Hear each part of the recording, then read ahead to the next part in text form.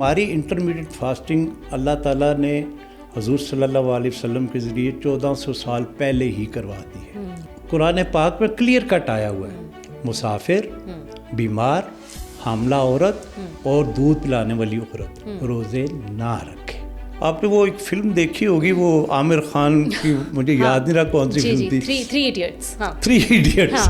تو وہ doctor idiot بیچارے بنے ہوتے ہیں. پریگنینسی سے پہلے اپنے ڈاکٹر سے رجوع کرے کہ بھائی کوئی فیملی ہسٹری ہے, اوور ویٹ بھی ہے, کوئی ایسا چانس تو نہیں ہے کہ میں حمل کے بعد ڈائبٹیز مجھے ہو جائے. کھانے کی ارج ہوتی ہے, پیاس لگ رہی ہوتی ہے یا کیا, اس کے باوجود بھی میں نے دیکھا ہے کہ ڈائبٹک پیشنٹس جو ہیں وہ ویک بھی فیل کر رہے ہوتے ہیں. سارا جو آپ پی رہے ہو, جو آپ کھا رہے ہو, پیشاب کے راستے شوگر بھی باہر جا رہی ہے, پانی بھی باہر جا رہا ہے, الیکٹرولائٹ بھی باہر جا رہے ہیں. کچھ لوگ یہ کہتے ہیں جی وہ فلانا شوگر بہت کھاندہ سی جی, اس وجہ سے ڈائبٹیز ہو گئی.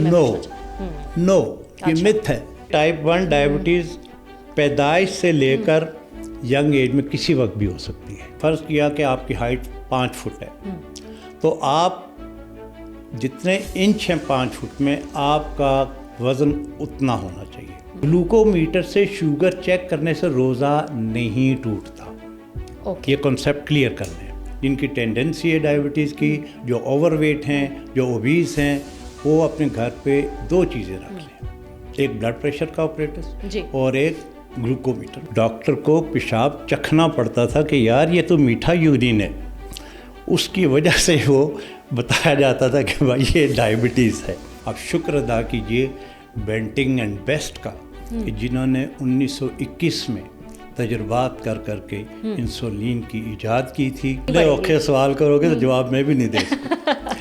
یہ سارا لائف سٹائل اگر آپ اپنے آپ چینج کر لیں تو آپ یہاں پہ اس سٹیج پہ آپ اپنے آپ کو ریورس لگا سکتے ہیں. ڈائبٹیز کے پیشنٹ کو ہم کہتے ہیں کہ بھائی اپنے چہرے سے زیادہ اپنے فیٹ کا خیال رکھو.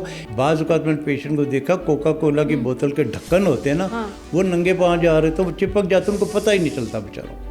ایسا سینسری لاس ہوتا ہے. واقعی صرف شوگر سے ہوتا ہے یا اور ہمارے جو کھانے ہیں اس میں کہا جاتا ہے ہر چیز میں کارب ہے, ہر چیز ایونچولی جا کے گلوکوز بنتی ہے. آپ کرتے ہیں رمضان تو روزہ تو رکھ لیتے ہیں, لیکن فاسٹنگ کے بعد جب افطاری کا وقت آتا ہے تو اس میں ایٹنگ کا ای ملا کے اس کو فیسٹنگ میں کنورٹ کر دیتے ہیں. Hello and welcome. کیا آپ جانتے ہیں کہ Pakistan has the 3rd largest diabetic population in the world. 33 million adult جو ہیں وہ اس مرض کے ساتھ اس وقت رہ رہے ہیں پاکستان میں. اس کے علاوہ ایک بہت بڑی پاپولیشن ہے, تقریباً 27% لوگ ایسے ہیں جن کی ڈائبٹیز انڈائگنوزڈ ہے, یعنی کہ ان کو پتہ ہی نہیں ہے کہ ان کو ڈائبٹیز ہے. ڈائبٹیز کو سائلنٹ کلر کہا جاتا ہے. یہ صرف ایک بیماری اپنے آپ میں نہیں ہے بلکہ یہ بہت سے دوسرے آرگنس کو بھی افیکٹ کرتی ہے.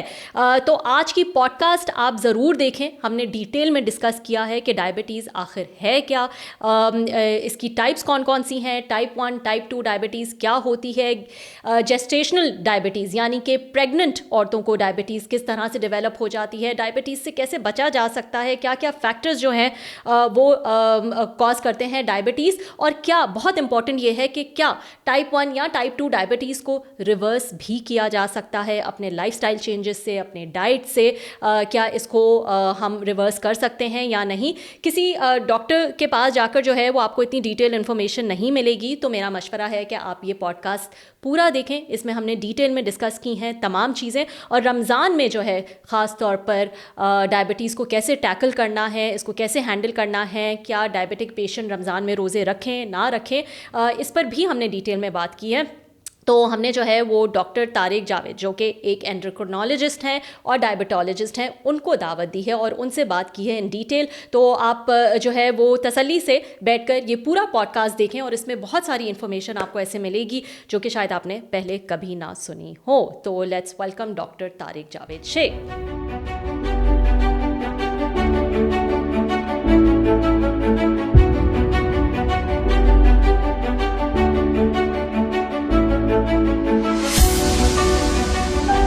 السلام علیکم ڈاکٹر طارق صاحب, thank you so much for joining. اور ہم آج بات کرنے جا رہے ہیں ڈائبٹیز پہ. آپ کا بہت بہت شکریہ. آپ تشریف لائے پاکستان میں. کہتے ہیں پاکستان ہو گیا، انڈیا ہو گیا، اس میں ون آف دا ہائیسٹ جو ہے وہ ڈائبٹیز ہے اور بڑھتا ہی چلا جا رہا ہے. میں چاہتی ہوں یہ پوڈ کاسٹ جو ہے لوگ اس کو بیسک طریقے سے جو ہے وہ سمجھیں اور اس سے انفارمیشن لیں، جو کہ ڈاکٹرس کے پاس تو ٹائم نہیں ہوتا جب ہم ان کے پاس جاتے ہیں، اس لیے ہم نے آپ کو بلایا ہے. آپ تفصیلاً ہمیں بتائیں. لیٹس اسٹارٹ وتھ کہ ڈائبٹیز آخر ہے کیا. وعلیکم السلام ورحمۃ اللہ وبرکاتہ. سب سے پہلے تو میں آپ کا مشکور و ممنون ہوں رابعہ کہ آپ نے مجھے اس قابل سمجھا کہ اپنے سامنے دو بدو بٹھایا. میں مد مقابل تو نہیں کہوں گا، لیکن آپ نے مجھے اپنے سامنے بٹھا جی، پلیزر از آل مائن. مجھے موقع دیا کہ میں ڈائبٹیز پر کچھ گفتگو کر سکوں. تو آج جو آپ نے موضوع چھیڑا ہے ڈائبٹیز، آپ کو یہ بھی علم میں ہے کہ یہ دنیا میں بہت زیادہ کامن ہے اور اس وقت تک تقریباً 50 کروڑ سے زیادہ لوگ دنیا میں ڈائبٹک ہیں. اچھا. اس طرح انڈو پاک میں، ہندوستان میں بھی اور پاکستان میں بھی بہت زیادہ ڈائبٹیز ہے. پاکستان میں اس وقت تقریباً لگ بھگ 4 کروڑ لوگ ڈائبٹک ہیں جن کو پتہ ہے کہ ہم ڈائبٹک ہیں، اور اس میں سے کم از کم 2.5 سے 3 کروڑ لوگ اور ایسے ان کے پیچھے سفارہ ہیں جن کو علم نہیں ہے کہ وہ ڈائبٹک ہیں، لیکن آج اگر ان کا ٹیسٹ ہم کریں تو پتہ یہی چلے گا کہ وہ ڈائبٹیز ان کو بھی ہو چکی ہے. اچھا، اب ہم جب بات کرتے ہیں ڈائبٹیز کی، کچھ لوگ کہتے ہیں جی ابھی ریسنٹلی آئی ہے یا پچھلے 50 برس میں آئی ہے یا 100 برس میں آئی ہے. نہیں، ایسا نہیں ہے. اگر آپ پرانی تاریخ کی کتابیں پڑھیں یا پرانی یونانی کلچر کی کتابیں پڑھیں یا مصر اور عرب کے کلچر کی کتابیں پڑھیں تو اس میں ڈائبٹیز کا بحیثیت ڈائبٹیز تو ذکر نہیں ہے، لیکن جو علامات ڈسکس کی گئی ہیں ایون 1500 BC میں جو لٹریچر سامنے آیا ہے اب، اس میں جو سمٹمز نظر آئے ہیں وہ یقینی طور پر ڈائبٹیز کے ہیں. یہ میں اپنے آپ کو بڑا لکی سمجھتا ہوں کہ میں اس دور میں کا ڈاکٹر ہوں، ورنہ ایک زمانہ ایسا تھا کہ ڈائبٹیز کی ڈائگنوسس کے لیے، اس کی تشخیص کے لیے، معافی چاہتا ہوں، ڈاکٹر کو پیشاب چکھنا پڑتا تھا کہ یار یہ تو میٹھا یورین ہے. اس کی وجہ سے وہ بتایا جاتا تھا کہ بھائی یہ ڈائبٹیز ہے. ڈائبٹیز اتنی پرانی ہے. میں خوش قسمت اپنے آپ کو اس لیے سمجھتا ہوں کہ مجھے کوئی نہ صرف ان کے اس چیز سے دور رکھا ہوا ہے مجھے اللہ تعالیٰ نے، بلکہ اب سائنس اتنی ترقی کر چکی ہے کہ آپ گھر بیٹھے ڈائگنوز کر سکتے ہیں اپنے آپ کو کہ میں ڈائبٹک ہوں یا نہیں ہوں. بات سے بات جب آگے نکلے گی تو میں آپ کو بتاؤں گا کہ ڈائبٹیز کتنی اقسام کی ہوتی ہے، اس کا ڈائگنوسس کیا ہے، اس کا ٹریٹمنٹ کیا ہے، اس کی پریونشن کیا ہے. بالکل. تو جیسے جیسے آپ مجھ سے سوال کرتی جائیں گی میں پہلے تو ٹھیک ہے، اب ہم بالکل اس کو کور کریں گے. جیسے آپ نے کہا کہ کون کون سی اقسام ہیں، پھر ان کی ڈائگنوسس کس طرح سے ہوگی، اور پھر آپ نے یہ بڑی جو ہے وہ انٹرسٹنگ بات کی کہ ابھی تو جیسے 2.5 سے 3 کروڑ لوگ وہ ہوں گے جن کو پتہ ہی نہیں ہے کہ ان کو ڈائبٹیز ہے، یا وہ بارڈر لائن پر ہیں، یا ان کے جسم میں انسولین جو ہے وہ کس طرح سے کیا مقدار ہے. پری ڈائبٹک ایک ٹرم ہم یوز کرتے ہیں. جی بالکل، پری ڈائبٹک پہ بھی میں آؤں گی. اس سے پہلے میں چاہوں گی آپ آسان الفاظ میں یہ سمجھا دیں کہ ہماری باڈی میں ایسا کیا ہو رہا ہوتا ہے کہ جس کے بعد ہم جو ہے وہ ایک ڈائبٹک پیشنٹ بن جاتے ہیں. اچھا، اس میں کئی طرح کی چینجز آ رہی ہوتی. سب سے پہلے تو یہ ہے کہ کچھ لوگوں کی فیملی ہسٹری ہوتی ہے. مثال کے طور پر اگر میری فیملی میں ڈائبٹیز کسی میری والدہ کو یا والد صاحب کو یا دادی نانا کسی کو ہے تو مجھے اپنے آپ کو ذرا سنبھال کے رکھنا ہے. سنبھال کے سینس میں رکھنا ہے کہ کوشش کرنی ہے میں نے کہ میں اوور ویٹ نہ ہوں، اور کوشش مجھے یہ کرنی ہے کہ میں ایسا فوڈ نہ کھاؤں جس کی وجہ سے میرا جسم جو ہے اس کا BMI بہت زیادہ ہو جائے یا اوبیسٹی کی طرف چلا جاؤں، کیونکہ میرے اندر ٹینڈنسی تو چھپی پڑی ہے. ڈائبٹیز جو ہے وہ انتظار وہ انتظار کر رہی ہے کہ مجھے موقع ملے تو میں آگے بڑھ کر اس کو ڈائبٹیز کا حملہ کروں، اور وہ موقع میں دوں گا. میں ایسا جنکی فوڈ کھاؤں گا، ایسے پروسیس جو ہوئے فوڈ وہ کھاؤں گا، وزن کو زیادہ کروں گا، ایکسرسائز کم کروں گا، اور اسی طرح وہ تمام تر بد احتیاطیاں کروں گا کہ جس کی وجہ سے اس جین کو چانس مل جائے گا کہ بھائی مدعا تیار ہے. اٹیک کر دو، تو وہ اٹیک کر دیتی ہے اور وہ ڈائبٹیز ہو جاتی ہے۔ اگر میرے علم میں یہ بات آ جائے کہ بھئی میرے فیملی میں ڈائبٹیز ہے اور میں اپنے آپ کو ڈائٹ کے اعتبار سے یا ایکٹیویٹی کے اعتبار سے ایسا نہ کروں کہ مجھے ڈائبٹیز ہو جائے، تو میں کر سکتا ہوں۔ یہ میں بات کر رہا ہوں ٹائپ 2 ڈائبٹیز جی، type 2۔ Let's talk about the type of diabetes first. ہاں، لیکن اس سے پہلے میں آپ سے یہ ضرور پوچھنا چاہوں گی کہ میں اس لیے آپ سے یہ پوچھنا چاہ رہی تھی کہ آسان الفاظ میں یہ سمجھائیں کہ ہمارے جسم میں ایسی کیا چینجز اندر آتی ہیں جیسے کہ ہم کھانا کھاتے ہیں، it is broken down eventually into glucose, اس گلوکوز کو ٹیکل کرنے کے لیے انسولین ریلیز ہوتی ہے اور وہ اس کو جو ہے وہ پھر پوری باڈی میں وہ پروسیس کرتی ہے اس گلوکوز کو اور اس سے ہمیں انرجی ملتی ہے۔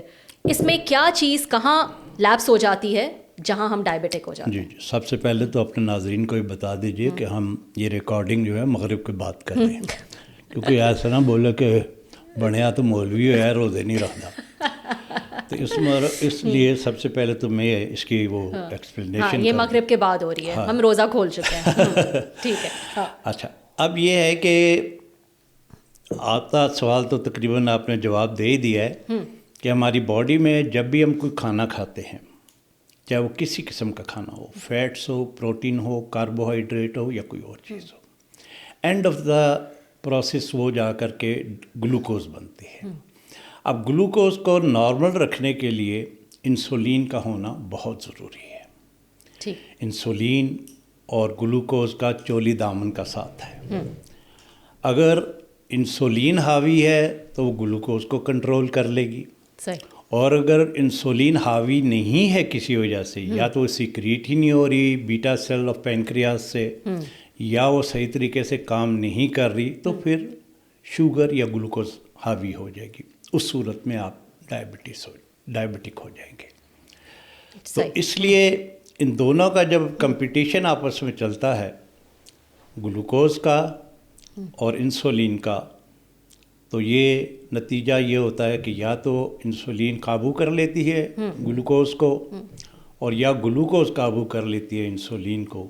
تو اس طرح یہ کہنا صحیح ہوگا کیا ایسا ہوتا ہے کہ جب انسولین گلوکوز کو پروسیس نہیں کر رہی ہوتی یا اس کو قابو نہیں کر رہی ہوتی تو انسولین کی مقدار جو ہے جسم میں بڑھ جاتی ہے؟ Is that right?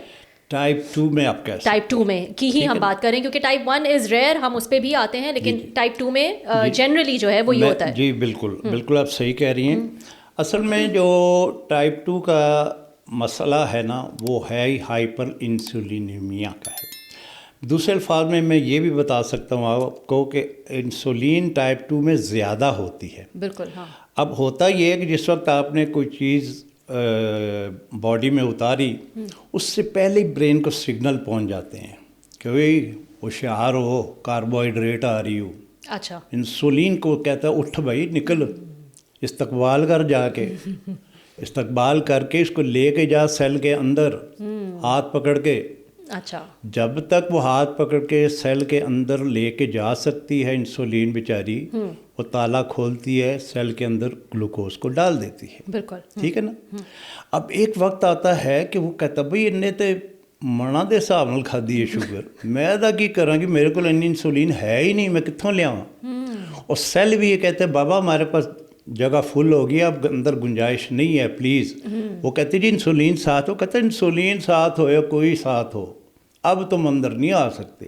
وہ پھر شوگر جو ہے وہ بلڈ میں بڑھنا شروع ہو جاتی ہے، اور اس کے ساتھ ساتھ پیچھے والے کو، سگنل والے کو نہیں پتا کہ اگے ہو کی رہے۔ اچھا، وہ کہتا ہے جی میں انسولین اور بھیج رہا ہوں، اندر بندے نو کرو۔ وہ پھر ہائپر انسولینزم بھی ہو جاتا ہے، ہائپر گلائسیمیا بھی ہو جاتا ہے۔ یہ ہے ٹائپ 2۔ اب وہ ہائپر انسولینیمیا جو ہوتا ہے وہی فساد کی جڑ ہے۔ اس اگر میں یہ کہوں کہ ہائپر انسولینیمیا جو ہے ایک درخت ہے، ایک تنا ہے، تو اس کی شاخیں کیا ہیں؟ Diabetes type 2۔ اس کی شاخ ہے ہائپر ٹینشن، بلڈ پریشر۔ اس کی شاخ ہے جو ہائپر انسولینیمیا کی وجہ سے اور بہت سے پرابلم ہوتے ہیں، آئز کے مسائل ہوتے ہیں، کڈنی کے مسائل ہوتے ہیں، اور بے شمار جسم کے اندر مسائل ہوتے ہیں. اگر یہ ہائپر انسولینیمیا آپ کسی طرح سے کنٹرول کر لیں، چاہے وہ ایکسرسائز سے کریں، چاہے فاسٹنگ سے کریں. انٹرمیٹنٹ فاسٹنگ کی آج کل یہ بڑی ایک ٹرم نکلی ہوئی ہے. وہ میری بیٹی اور وہ ہر وقت آپس میں وہ تو انٹرمیٹنٹ فاسٹنگ نہیں کرے گی. تو وہ ہماری انٹرمیٹنٹ فاسٹنگ اللہ تعالیٰ نے حضور صلی اللہ علیہ وسلم کے ذریعے 1400 سال پہلے ہی کروا دی ہے. What is Ramzan? Ramzan is intermittent fasting. آج کل اب جتنے بھی میڈیا پہ دیکھ لیں انٹرمیٹنٹ فاسٹنگ، یا پیپر دیکھ لیں یا سرچ دیکھ لیں، وہ کیا ہے؟ 14 سے 15 یا 16 گھنٹے کی انٹرمیٹنٹ فاسٹنگ. واٹ از رمضان؟ رمضان بھی تو یہی ہے نا کہ آپ فجر سے 5 بجے سے لے کر شام کو 6-7 بجے تک کچھ نہیں کھاتے، اور بلکہ بعض اوقات موسم کی وجہ سے، گرمیوں کی وجہ سے اور لمبے روزے ہو جاتے ہیں، خاص طور پر یورپ اور امریکہ اور دیگر یورپین ممالک میں. تو یہ ساری انٹرمیٹنٹ فاسٹنگ کا یہ قسم کی شیپ ہے. ٹھیک ہے، میں آپ کو یہاں پہ وہ کرنا چاہوں گی. انسولین کی آپ نے بات کی کہ انسولین کی مقدار جو ہے وہ جسم میں زیادہ ہو جاتی ہے ٹائپ 2 میں، لیکن ڈائبٹیز اس سے پہلے کہ ڈائگنوز ہو یا ہم چیک کرائیں اور ہم کہیں ہم ڈائبٹک نہیں ہیں، اس کے باوجود یہ ہو سکتا ہے کہ ہم اس طرف جا رہے ہوں اور ہم اپنی اگر انسولین چیک کرائیں تو شاید اس کی مقدار ہمارے جسم میں زیادہ ہو. اب یہاں پہ آپ گاڑی کا رخ اس طرف موڑ ہی رہی ہیں تو میں پہلے ہی آپ سے پہنچ جاتا ہوں وہاں. لیٹس ٹاک اباؤٹ ویلیوز، کہ آپ ڈائبٹیز کب کہلاتے ہیں، پری ڈائبٹک کب کہلاتے ہیں، اور اس کے بعد کیا ہونے والا ہے. اچھا، ورلڈ ہیلتھ آرگنائزیشن اور امریکن ڈائبٹک ایسوسی ایشن کے تحت اگر آپ فاسٹنگ میں ہیں، 8 یا 9 یا 10 گھنٹے کی فاسٹنگ ہے، اور آپ کا بلڈ شوگر لیول 126 ملی گرام پر ڈیسی لیٹر سے زیادہ ہے، تو نو need of any other test. اچھا، آپ ڈائبٹک ہو. اچھا، اگر رینڈم بلڈ شوگر کسی وقت 200 ملی گرام پر ڈیسی لیٹر سے زیادہ ہے، no need of any other test, you are diabetic. یعنی فاسٹنگ 126، رینڈم 200. اب آپ کہیں گے کہ فاسٹنگ 126 نہیں ہے، 100 ہے. میں کہا ہاں 100 ٹھیک ہے، مناسب ہے. لیکن اگر آپ کی فیملی ہسٹری ہے ڈائبٹیز کی تو آپ کو اپنے اوپر نظر رکھنی ہوگی. آپ کو اپنا ویٹ کنٹرول کرنا ہوگا. Even if it's at 100. Even it is 100. کیوں؟ کیونکہ 100 سے لے کر 101 سے لے کر 125 تک اگر آپ کی شوگر ہو جاتی ہے تو you are pre diabetic fasting میں. اوکے، ٹھیک ہے. اگر رینڈم میں 140 کے قریب ہو جاتی ہے، 139 138، تو یو آر پری ڈائبٹک. لیکن اگر فرض کر لیں، یہ ہو جاتا ہے نارمل میں، لیکن اگر فرض کر لیں کہ آپ کی بلڈ شوگر رینڈم میں بٹوین 140 اور 200 کی ہے، تھیوریٹیکلی آپ ڈائبٹک نہیں ہو، لیکن آپ پری ڈائبٹک کے زمرے میں آ جاتے ہیں. اوکے، ٹھیک ہے. تو فاسٹنگ میں 100 اور 125 کے درمیان یو آر پری ڈائبٹک، اور رینڈم میں 141 اور 200 کے درمیان یو آر پری ڈائبٹک. تو اب آپ کو چاہیے کہ اپنے آپ پہ نظر رکھیں. اب آپ کہیں گے نظر کیسے رکھی جائے؟ نظر اس طرح بڑی سادہ اور آسان الفاظ میں آپ کو بیان کر دوں، کیونکہ یہ پروگرام ڈاکٹرز کے لیے نہیں ہو رہا، پیشنٹس کے لیے. بالکل. تو آپ نظر یوں رکھیں کہ فرض کیا کہ آپ کی ہائٹ 5 فٹ ہے، تو آپ جتنے انچ ہیں 5 فٹ میں، آپ کا وزن اتنا ہونا چاہیے. یعنی 12 ملٹیپلائی بائی 5 60. آپ کا وزن 60 کلو گرام یا اس سے 1-2 گرام پلس مائنس کر لیں، کوئی بات نہیں. لیکن اگر آپ کا وزن اس سے بہت زیادہ ہے تو اٹ مینس کہ آپ میں وہ تمام تر صلاحیت پائی جاتی ہے فیملی ہسٹری کی موجودگی میں کہ you can be diabetic any time. اور اس سے پہلے کیا آپ کے کولیسٹرول لیولز یا بلڈ پریشر یا آپ کا BMI آؤٹ ہونا، یہ سب نظر آنا شروع ہو جاتا ہے؟ ویل، نظر تو ان سے کوئی چیز بھی نہیں آتی بائی دی وے. نہیں، نظر کچھ آتا ہے. سمٹم جو ہوتے ہیں پیٹ اور کمر نظر آ جاتی ہے. پری ڈائبٹیز میں وہ سمٹم آپ کو دکھائی یا تشخیص کرنے پر اتنا زیادہ واضح ہو کر نہیں آتے. لیکن جس وقت یہ آپ کے سمٹم شروع ہو جاتے ہیں نا، پولی یوریا، پولی ڈپسیا، یعنی کہ پیشاب کا زیادہ آنا، پیاس کا زیادہ لگنا، اور ویٹ کا ان انٹینشنلی غیر آپ کی نیت کے کمی آنا شروع ہو جائے تو یہ علامات ہوتی ہیں کہ اب آپ اس دائرے میں آ گئے ہیں جو کہ ڈائبٹیز کا دائرہ ہوتا ہے. اور اس میں کیا بھوک بھی زیادہ لگتی ہے؟ اس میں ہم ٹرم یوز کرتے ہیں پولی فیجیا، پولی یوریا، پولی ڈپسیا، نکچوریا. میں اس کا ترجمہ آسان الفاظ میں کر دیتا ہوں. نکچوریا مین آپ رات کو پیشاب کے لیے حمام جاتے ہیں، باتھ روم جاتے ہیں. پولی ڈپسیا مین آپ کو پیاس زیادہ لگتی ہے. پولی یوریا مین آپ دن میں بھی ایون پیشاب زیادہ کرتے ہیں. اور اسی طرح پولی فیجیا، اب آج کل کے بچوں کا یہ ہے معمول بن چکا ہے کہ وہ دن بھر سوتے ہیں، اگر کام کاج نہیں ہے، یونیورسٹی نہیں ہے، کالج نہیں ہے، رات بھر جاگتے ہیں. اور رات کو آپ نے دیکھا، میں تو اکثر دیکھتا ہوں کہ بائکی والا آتا ہے، وہ بیٹے کو ہاتھ میں کبھی پیزا دے کے جا رہا ہوتا ہے، کبھی KFC دے کے جا رہا ہوتا ہے. اور تو بابا آپ وہ نیچرل آور میں اگر آپ نیند پوری کرو، نیچرل آور میں کام کرو، نیچرل آور میں سو جاؤ تو یہ ساری خرافات سے بچ جاؤ گے. تو پولی فیجیا یا زیادہ کھانا یا زیادہ بھوک لگنا بھی ایک علامت ہے کہ آپ کو کہیں ٹائپ 2 ڈائبٹیز تو نہیں ہونے والی. بالکل. اور ان ایکٹیونیس تو جیسے کہ کہا جاتا ہے it's more killing than smoking also, جو ہم ان ایکٹیو ہو جاتے ہیں. تو یہ بالکل آپ نے صحیح فرمایا.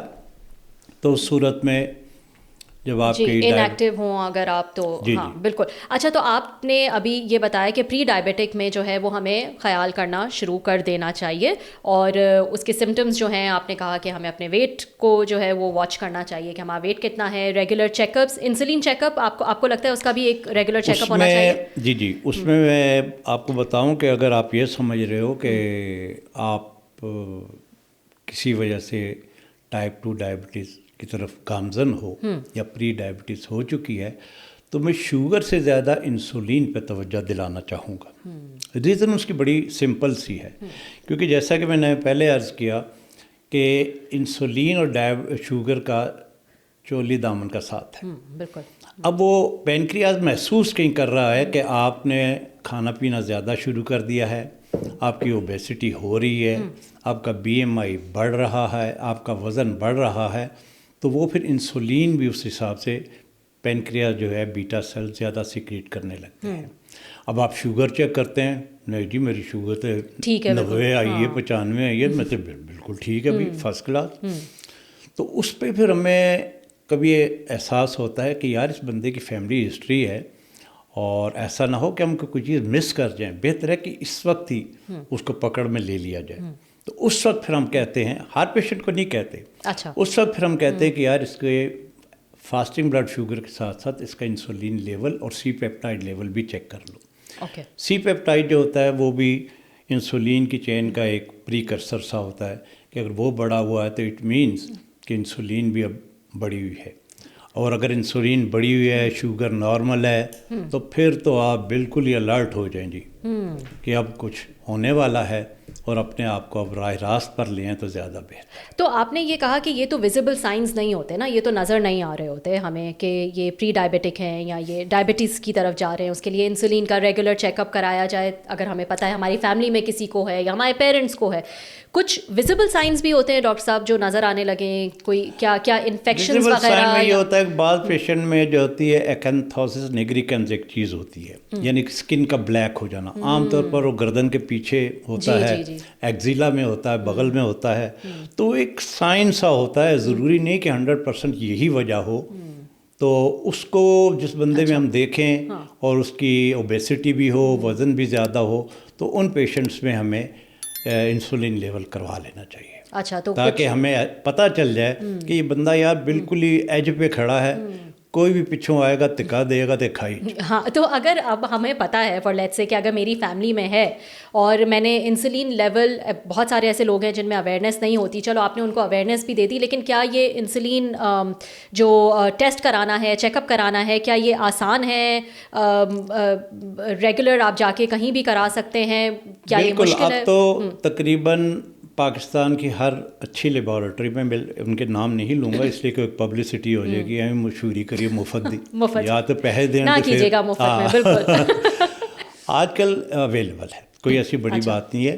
آپ اپنا صرف سمپل بلڈ سیمپل دیتے ہیں، جیسے آپ CBC کے لیے دیتے ہیں یا یوریا کریٹینن کے لیے دیتے ہیں، لیور فنکشن کے لیے وغیرہ وغیرہ، اسی طرح انسولین کے سیمپل کے لیے آپ ایک اپنا سیمپل دے دیتے ہو، بلڈ سیمپل دے دیتے ہو، وہ آپ کا بلڈ شوگر بھی چیک کر دیں گے، HbA1c بھی چیک کر دیں گے، اور اس کے ساتھ ساتھ آپ کا انسولین لیول بھی چیک کر دیں گے. اور اسی طرح فالو اپ میں جب ہم کریں گے تو اگر ضروری ہے تو انسولین لیول کر لیں، اس لیے کہ وہ تو آپ کو پہلے میں پتہ چل جائے گا کہ بڑا ہوا ہے. جب بڑا ہوا ہے تو اٹ مینس کہ الارمک سائن ہے کہ بھائی یہ تو ٹائپ 2 ڈائبٹیز کی طرف گامزن ہے. اب بائی دی وے آپ نے ذکر کیا HbA1c کا، تو میں HbA1c کے جو فالو اپ کے لیے بھی پیشنٹ ہیں، ایون آج کل تو ڈائگنوسس کے لیے بھی HbA1c کو WHO اور امریکن ڈائبٹک ایسوسیشن ریکمینڈ کرتے ہیں کہ اگر HbA1c 6.5 سے زیادہ ہے تو it means you are diabetic. اگر 5.7 سے کم ہے تو اس کا مطلب ہے کہ یو آر ناٹ ڈائبٹک. اور اگر بٹوین 5.7 اور 6.5 ہے تو یو آر پری ڈائبٹک. تو میں آپ کو بتاؤں کہ یہ ضروری نہیں ہے کہ آپ ہر فالو اپ میں اپنے کنٹرول کو چیک کرنے کے لیے آپ لیبارٹری کی طرف بھاگنا شروع کر دیں. آج کل بڑا ایک آسان طریقہ ہے، پلیز بتائیے. آپ گلوکو میٹر خریدیں، گھر پہ رکھیں، خاص طور پر ان لوگوں کے لیے جن کی فیملی ہسٹری ہے، جن کی ٹینڈنسی ہے ڈائبٹیز کی، جو اوور ویٹ ہیں، جو اوبیز ہیں، وہ اپنے گھر پہ 2 چیزیں رکھ لیں. ایک بلڈ پریشر کا آپریٹس جو آتا ہے الیکٹرانک ٹائپ کا آتا ہے، اور ایک گلوکو میٹر. بڑا سمپل پروسیجر ہوتا ہے. آپ نے گلوکوز کے لیے اس کو پرک کیا، آپ نے اسٹرپ پہ رکھا، اس نے بتا دیا کہ آپ کا بلڈ شوگر کتنا ہے. فاسٹنگ میں چیک کرنا ہے، فاسٹنگ میں چیک کر لیں، 8 یا 10 گھنٹے کی فاسٹنگ ہو. رینڈم میں چیک کرنا ہے، رینڈم میں چیک کر لیں. اور وہی فارمولہ جو میں نے پہلے آپ کو بتایا ہے کہ اگر فاسٹنگ میں 126 سے زیادہ ہے تو یو آر ڈائبٹک، اگر رینڈم میں 200 سے زیادہ ہے تو یو آر ڈائبٹک. اگر اچھا اب کیلکولیشن آپ کہیں گے کہ HbA1c بھی ہمیں لیبارٹری سے کروانا چاہیے. یس کروا سکتے ہو، لیکن آپ کے سامنے میں نے ایک فارمولہ رکھ دیا ہے، وہ اپنے ناظرین کو اور ان کو دکھا دیجیے گا بعد میں. وہ انشاءاللہ تعالیٰ تو ان کو آپ کیمرے کے اندر دکھا دیں گے جب، تو اس وقت پھر ہم آپ کو بتائیں گے کہ وہ جو ہے یہ HbA1c اب گھر پہ کیسے کیلکولیٹ کر سکتے ہیں. ٹھیک ہے، تو گلوکو میٹر رکھیں، BP ایپریٹس رکھیں، اور اس کو جو ہے وہ ریگولر چیک کریں، تو آپ گھر پہ ہی جو ہے وہ اپنے لیولز چیک کر سکتے ہیں، بار بار جانے کی ضرورت نہیں ہے. ہاں، یہ کہ 19-20 کے فرق سے ہو سکتا ہے. صحیح ہے. کہ اور وہ جو پیچز آج کل وہ آ گئے ہیں، وہ کتنا ایکوریٹ ہوتا ہے؟ وہ جو ہے ان لوگوں کے لیے میں خاص طور پر کہوں گا، یہ اس کے لیے اسکریننگ کے لیے نہیں میں کہوں گا. وہ جو ڈائبٹک ہو جاتے ہیں اور جن کو ٹائٹ کنٹرول چاہیے، فار ایگزامپل ایک خاتون ہے، وہ پریگننٹ ہے اور ان کو پہلے سے ڈائبٹیز ہے. گیسٹیشن ڈائبٹیز ایک علیحدہ چیز ہے. جی بالکل. ڈائبٹک ود پریگننسی وہ ایک علیحدہ چیز ہے. اگر وہ چاہتی ہیں کہ اچھا کنٹرول رہے، یا کوئی اور صاحب چاہتے ہیں، یا کوئی صاحبہ چاہتی ہیں کہ میرا ڈائبٹیز کا، شوگر کا اچھا ٹائٹ کنٹرول رہے، تو اس کو کنٹینیو گلوکو مانیٹرنگ بھی کہہ سکتے ہیں آپ، ایک اور ذریعہ ہے. اور اس کے ساتھ ساتھ ہم ایک سینسر لگا دیتے ہیں، چپ لگا دیتے ہیں، کوائن لگا دیتے ہیں یہاں پہ، اور اس کو پھر آپ گلوکو میٹر سے بھی کر سکتے ہیں، اور اس کو اپنے موبائل پہ بھی اس کی سیٹنگ کر سکتے ہیں، اور وہ آپ کو بتا سکتا ہے. وہ ہزاروں ٹیسٹ کر لیتا ہے، لیکن اس کا چینج ہوتا طریقہ یہ ہے کہ 15 دن میں آپ کو اس کو چینج کرنا پڑتا ہے. اب 15 دن میں آپ چاہے 15 ٹیسٹ کریں، چاہے 1000 ٹیسٹ کریں، ڈزنٹ میک اینی. اور یہ ریڈیلی اویلیبل ہے پاکستان میں؟ اویلیبل ہے، بالکل. تھوڑا سا مہنگا ہوگا یقیناً، لیکن یہ مطلب کہ اویلیبل ہے ڈیفینیٹلی. ٹھیک ہے. اب ڈاکٹر صاحب ہم نے یہ ڈسکس کر لیا کہ پری ڈائبٹک کیا ہوتا ہے، ہم کون کون سے ٹیسٹ کر کے جو ہے وہ اس سے بچ سکتے ہیں کہ ہم ڈائبٹیز کی طرف جو ہے وہ نہ جائیں. اب ہم آ جاتے ہیں ڈائبٹیز پہ. ایکچوئل جس کو ڈائبٹیز ہے اس کی ٹائپس، ٹائپ 1 ٹائپ 2 ہم نے جو ہے وہ تھوڑا سا ذکر کیا اس کا کہ ٹائپ 1 ٹائپ 2 کیا ہوتی ہے. ٹائپ 2 کیونکہ زیادہ جنرل ہے، زیادہ کامن ہے، اس پہ ہم بات کرتے ہیں مزید، لیکن ٹائپ 1 تھوڑا سا سمجھا دیجیے گا کہ ٹائپ 1 کیا ہے. ہم ڈائبٹیز کو جب کہتے ہیں کہ جی بندہ ڈائبٹک ہے، اس میں مختلف اقسام ہیں. ٹائپ 1 یعنی وہ بندہ جس کو انسولین کے بغیر ٹریٹمنٹ ہو ہی نہیں سکتا. IDDM insulin dependent diabetes mellitus. اسی طرح اس کو امیون ڈیپینڈنٹ ڈائبٹیز میلیٹس بھی کہتے ہیں. تو اس بندے کے لیے انسولین کا ہونا بہت ضروری ہے.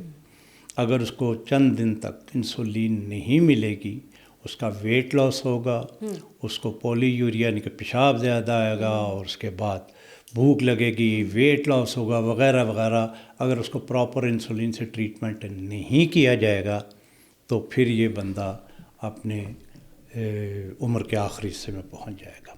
इसके लिए इंसुलिन का होना, इलाज होना बहुत ज़रूरी है। आप शुक्र अदा कीजिए बेंटिंग एंड बेस्ट का कि जिन्होंने 1921 में तजुर्बात कर के इंसुलिन की ईजाद की थी, और उस वक्त एक उन्होंने बच्चे को ट्रीटमेंट दिया था, क्योंकि बच्चे को ये लेथार्जिक, कमज़ोरी, वेट लॉस, वॉमिटिंग इस तरह के सिम्टम हो गए थे जो बता रहे थे कि ही इज़ डायबिटिक, अच्छा। उसको शुगर की बीमारी है। लेकिन वो कम उम्री में थी, इसलिए वो टाइप 1 थी। ओके। तो उन्होंने अपने कुत्ते के पेनक्रियास से तजर्बात करके उसको इंसुलिन निकाल के उस बच्चे को जब इंजेक्ट की थी तो बच्चा रिकवर हो गया था। अच्छा। तो वो मतलब कि 1923 में इस टीम के बंदों को नोबेल प्राइज़ भी इसीलिए दिया गया था कि उन्होंने एक ऐसी दवाई की ईजाद किया था। दो बड़ी मशहूर दवाएं हैं, एक तो इंसुलिन है और पेनिसिलिन है। ये दोनों इजादात ऐसी हैं कि जिन्होंने बिल्कुल इनकलाब बपा कर दिया है पूरी दुनिया में, और इसी वजह से उनको उसी बुनियाद पर वो जो है नोबेल प्राइज़ दिया गया था। ये तो है टाइप 1। अच्छा, टाइप 1 थोड़ा सा मुझे ये बताएगा, इसको ऑटो इम्यून कहते हैं, राइट? ऑटो इम्यून मुझे थोड़ा सा समझा दें कि क्या है। और आपने कहा कि ये इंसुलिन के बगैर नहीं है, तो इसका मतलब, तो हमारी ऑडियंस के लिए थोड़ा सा बता दें कि इसका मतलब इन पेशेंट्स में इंसुलिन बन ही नहीं रहा है। Is that right? राइट, बिल्कुल सही फरमा रही हैं आप। अब क्योंकि आपने जिक्र किया है ऑटो इम्यून का, तो ऑटो इम्यून में होता है कि एंटीबॉडीज़ बन जाती हैं, फ़र्ज़ किया कि पेनक्रियाज के सेल के ख़िलाफ़, बीटा सेल्स के ख़िलाफ़, ओके, आइलेट लैंगरहैंस के ख़िलाफ़ वो जो होती है, तो वो उनको तबाह बर्बाद कर देते हैं। अच्छा। ये एक किस्म के एंटी फोर्स होती है जो आपकी बॉडी के अंदर से, जैसे आपके मुल्क पर गैर मुल्की आ जाएं, वो अटैक करें तो एक और बात होती है, लेकिन अगर मुल्क के अंदर से ही दुश्मन खड़े हो जाएं और अटैक शुरू कर दें, उसको हम ऑटो इम्यून ऐसे नाम दे सकते हैं कि वे अपने लोग की अपने खिलाफ हो गए हैं। अब मैं समझी, होण की बचत है।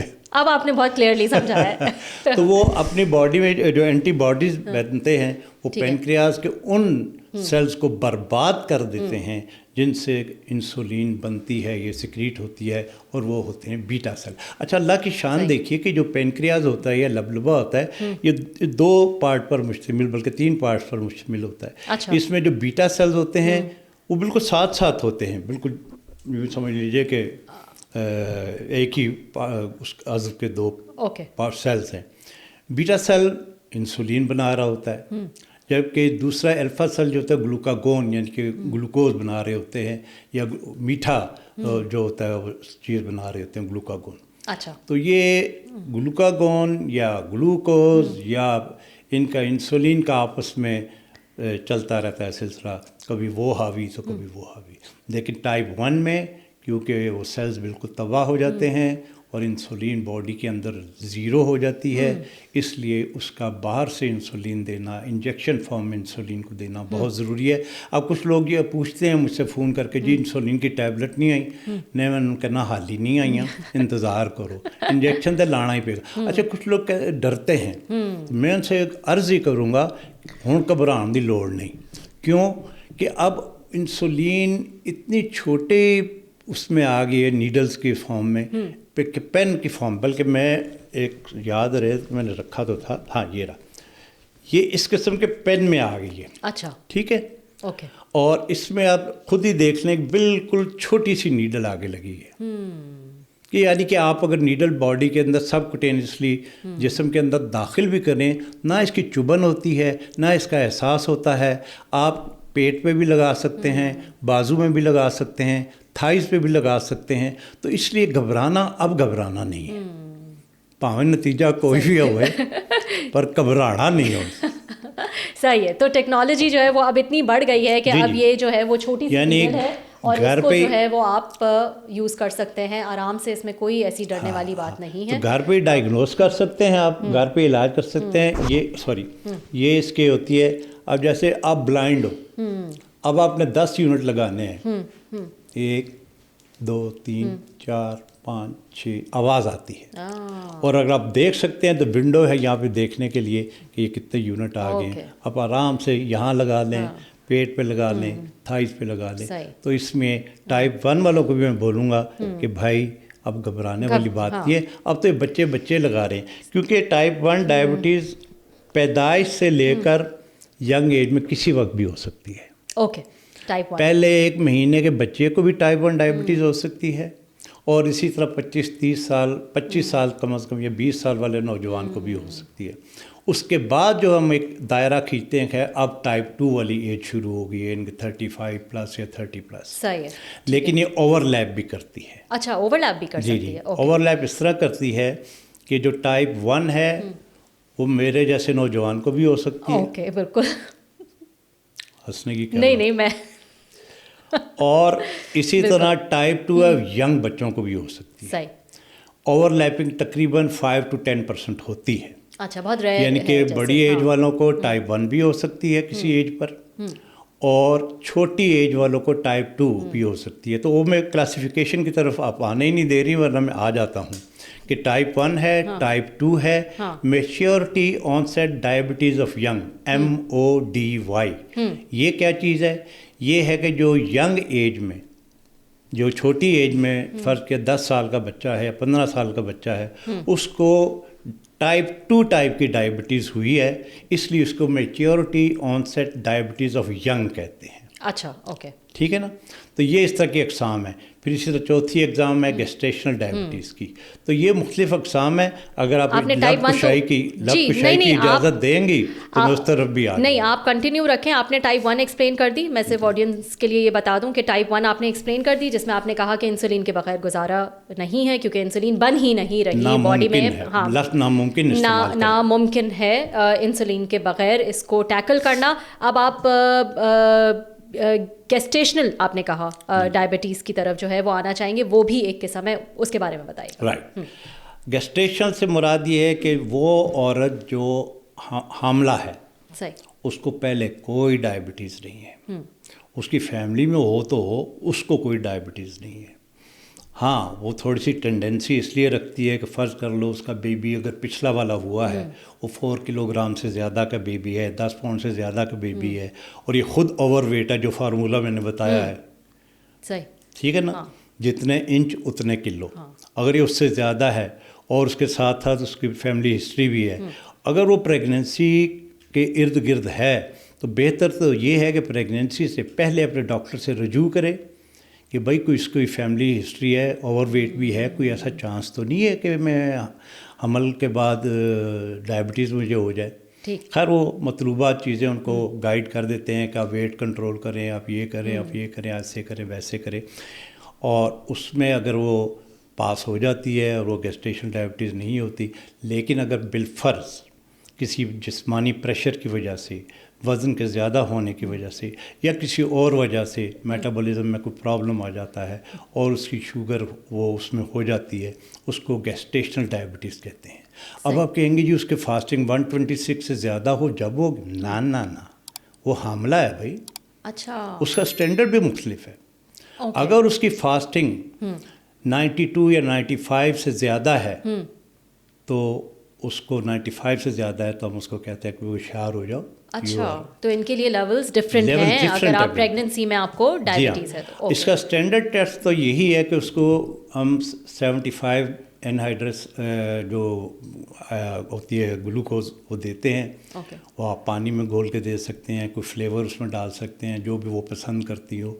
वो आमतौर पर हम टेस्ट करते हैं उसका 24वें वीक में, ठीक है, और उसको चेक करते हैं। हाँ, अगर टेंडेंसी पहले से मौजूद है तो पहले भी किया जा सकता है, कोई हार्ड एंड फास्ट रूल नहीं है कि ज़रूर 24वें वीक का हमने इंतज़ार करना है। अगर आप समझ रहे हैं कि हिस्ट्री मौजूद है, कुछ फैमिली टेंडेंसी मौजूद है और कुछ सिम्टम्स भी आ रहे हैं, तो उसको कर लें। अच्छा, इसमें यह होता है कि फास्टिंग जैसा कि मैंने बताया कि 95, और इसी तरह 1 आवर की ब्लड शुगर 180 से ज़्यादा हो।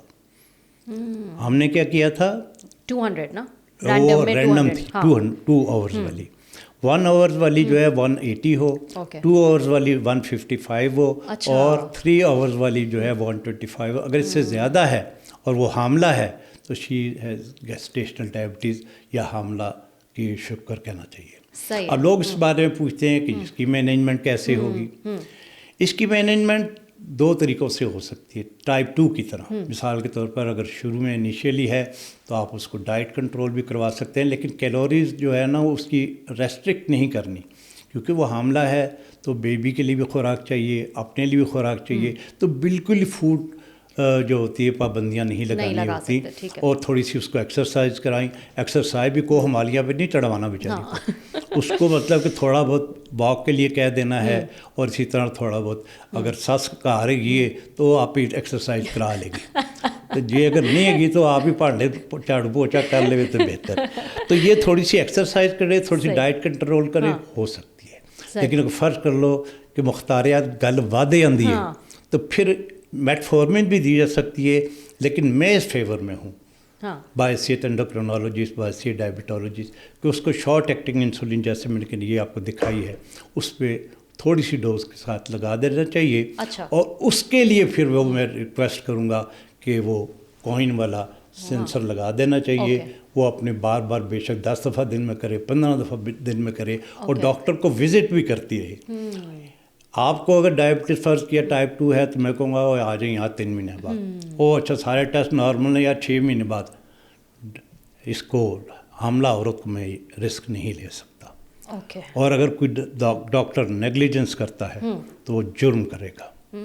उसको बका के, उसकी अपनी सेहत की बका के लिए और बच्चे की सेहत की बका के लिए, और बच्चे की end of the day complication से बचाने के लिए स्ट्रिक्टली फॉलो अप करना है, ब्लड शुगर को कंट्रोल करना है, और उसको इतना कंट्रोल करना है कि कॉम्प्लिकेशन ना हो जाए। कॉम्प्लिकेशन माँ को तो जो होनी होगी वो सो होगी, लेकिन बच्चे को यूँ होती है कि ये जो गेस्टेशनल डायबिटीज़ है, आपको पता है कि माँ और बच्चे का रिश्ता होता है जन्म जन्म से, वो एक प्लेसेंटा होती है जी। वो प्लेसेंटा माँ की जो खून वगैरह है बच्चे को पहुंचाती है, फिर बच्चे को चीज़ें। अब ये जो खुराक वगैरह है वो तो बच्चे को जा रही है। माँ अगर हाइपरग्लाइसीमिक है, यानी कि शुगर उसको बॉडी में ज़्यादा है, वो बच्चे को शुगर धड़ाधड़ भेज रही है। अब बच्चा क्या करेगा? बच्चा कहेगा माँ तो इंसुलिन तो भेज ही नहीं रही, क्योंकि इंसुलिन प्लेसेंटा क्रॉस नहीं कर सकती। वो फिर अपनी इंसुलिन पैदा करेगा अंदर से, पैनक्रियाज उसका। उससे क्या होगा? बच्चे का साइज अंदर बढ़ता चला जाएगा जी। वो बच्चा जो आम हालात में 4 किलो या उससे कम का होता है, वो डायबिटिक मदर को उससे ज़्यादा का हो सकता है। 5 किलो का भी हो सकता है, 4.5 किलो का भी हो सकता है, और उसकी फिर डिलीवरी में मुश्किलात आती हैं। ये बताइएगा डॉक्टर साहब, क्या ये बच्चे के किसी ऑर्गन्स को सीरियसली अफेक्ट कर सकता है? सीरियसली इफेक्ट तो बच्चा हो गया ना जी। जिस वक्त आपकी उसकी इंसुलिन ज़्यादा हुई और बच्चे ने वज़न गेन करना शुरू कर दिया, डिलीवरी का वक्त आया तो माँ का वो एक होता है ना पैसेज और पैसेंजर। बच्चा पैसेंजर है, पैसेज छोटा है, बच्चा पैसेंजर बड़ा हो चुका है, कैसे निकलेगा? फिर माँ को भी सिजेरियन करना पड़ता है, और जब बच्चा पैदा होगा तो उसको भी जो एक्यूट रेस्पिरेटरी डिस्ट्रेस सिंड्रोम यानी कि सांस की तकलीफ़ होगी। अच्छा। और बाज़ औक़ात उसके अंदर की इंसुलिन उसको हाइपोग्लाइसीमिया में ले जाती है बच्चे को, और उसकी वजह से बड़ा ही केयरफुल डिलीवरी होती है। सारी टीमें अलर्ट होती हैं। न्यूनेटोलॉजिस्ट भी साइड पे खड़ा होता है, डायबिटोलॉजिस्ट भी साइड पे खड़ा होता है, सिजेरियन करने वाली टीम भी साइड पे खड़ी होती है। ऑक्सीजन और आईसीयू में रश करने के लिए, बच्चे को न्यूनेटोलॉजी में ले जाने के लिए भी रश करने के लिए टीमें खड़ी होती हैं। बाज़ औक़ात ये होता है कि वो बच्चा जो होता है 1-1 मिनट तक, 1.5 मिनट तक वो जो होता है कराई करता है, वो भी नहीं कर पाता। अच्छा। और उसकी वजह से उसको थपकिया। आपने वो एक फिल्म देखी होगी, वो आमिर खान की, मुझे याद नहीं रहा कौन सी फिल्म थी, 3 इडियट्स। हाँ। 3 इडियट्स।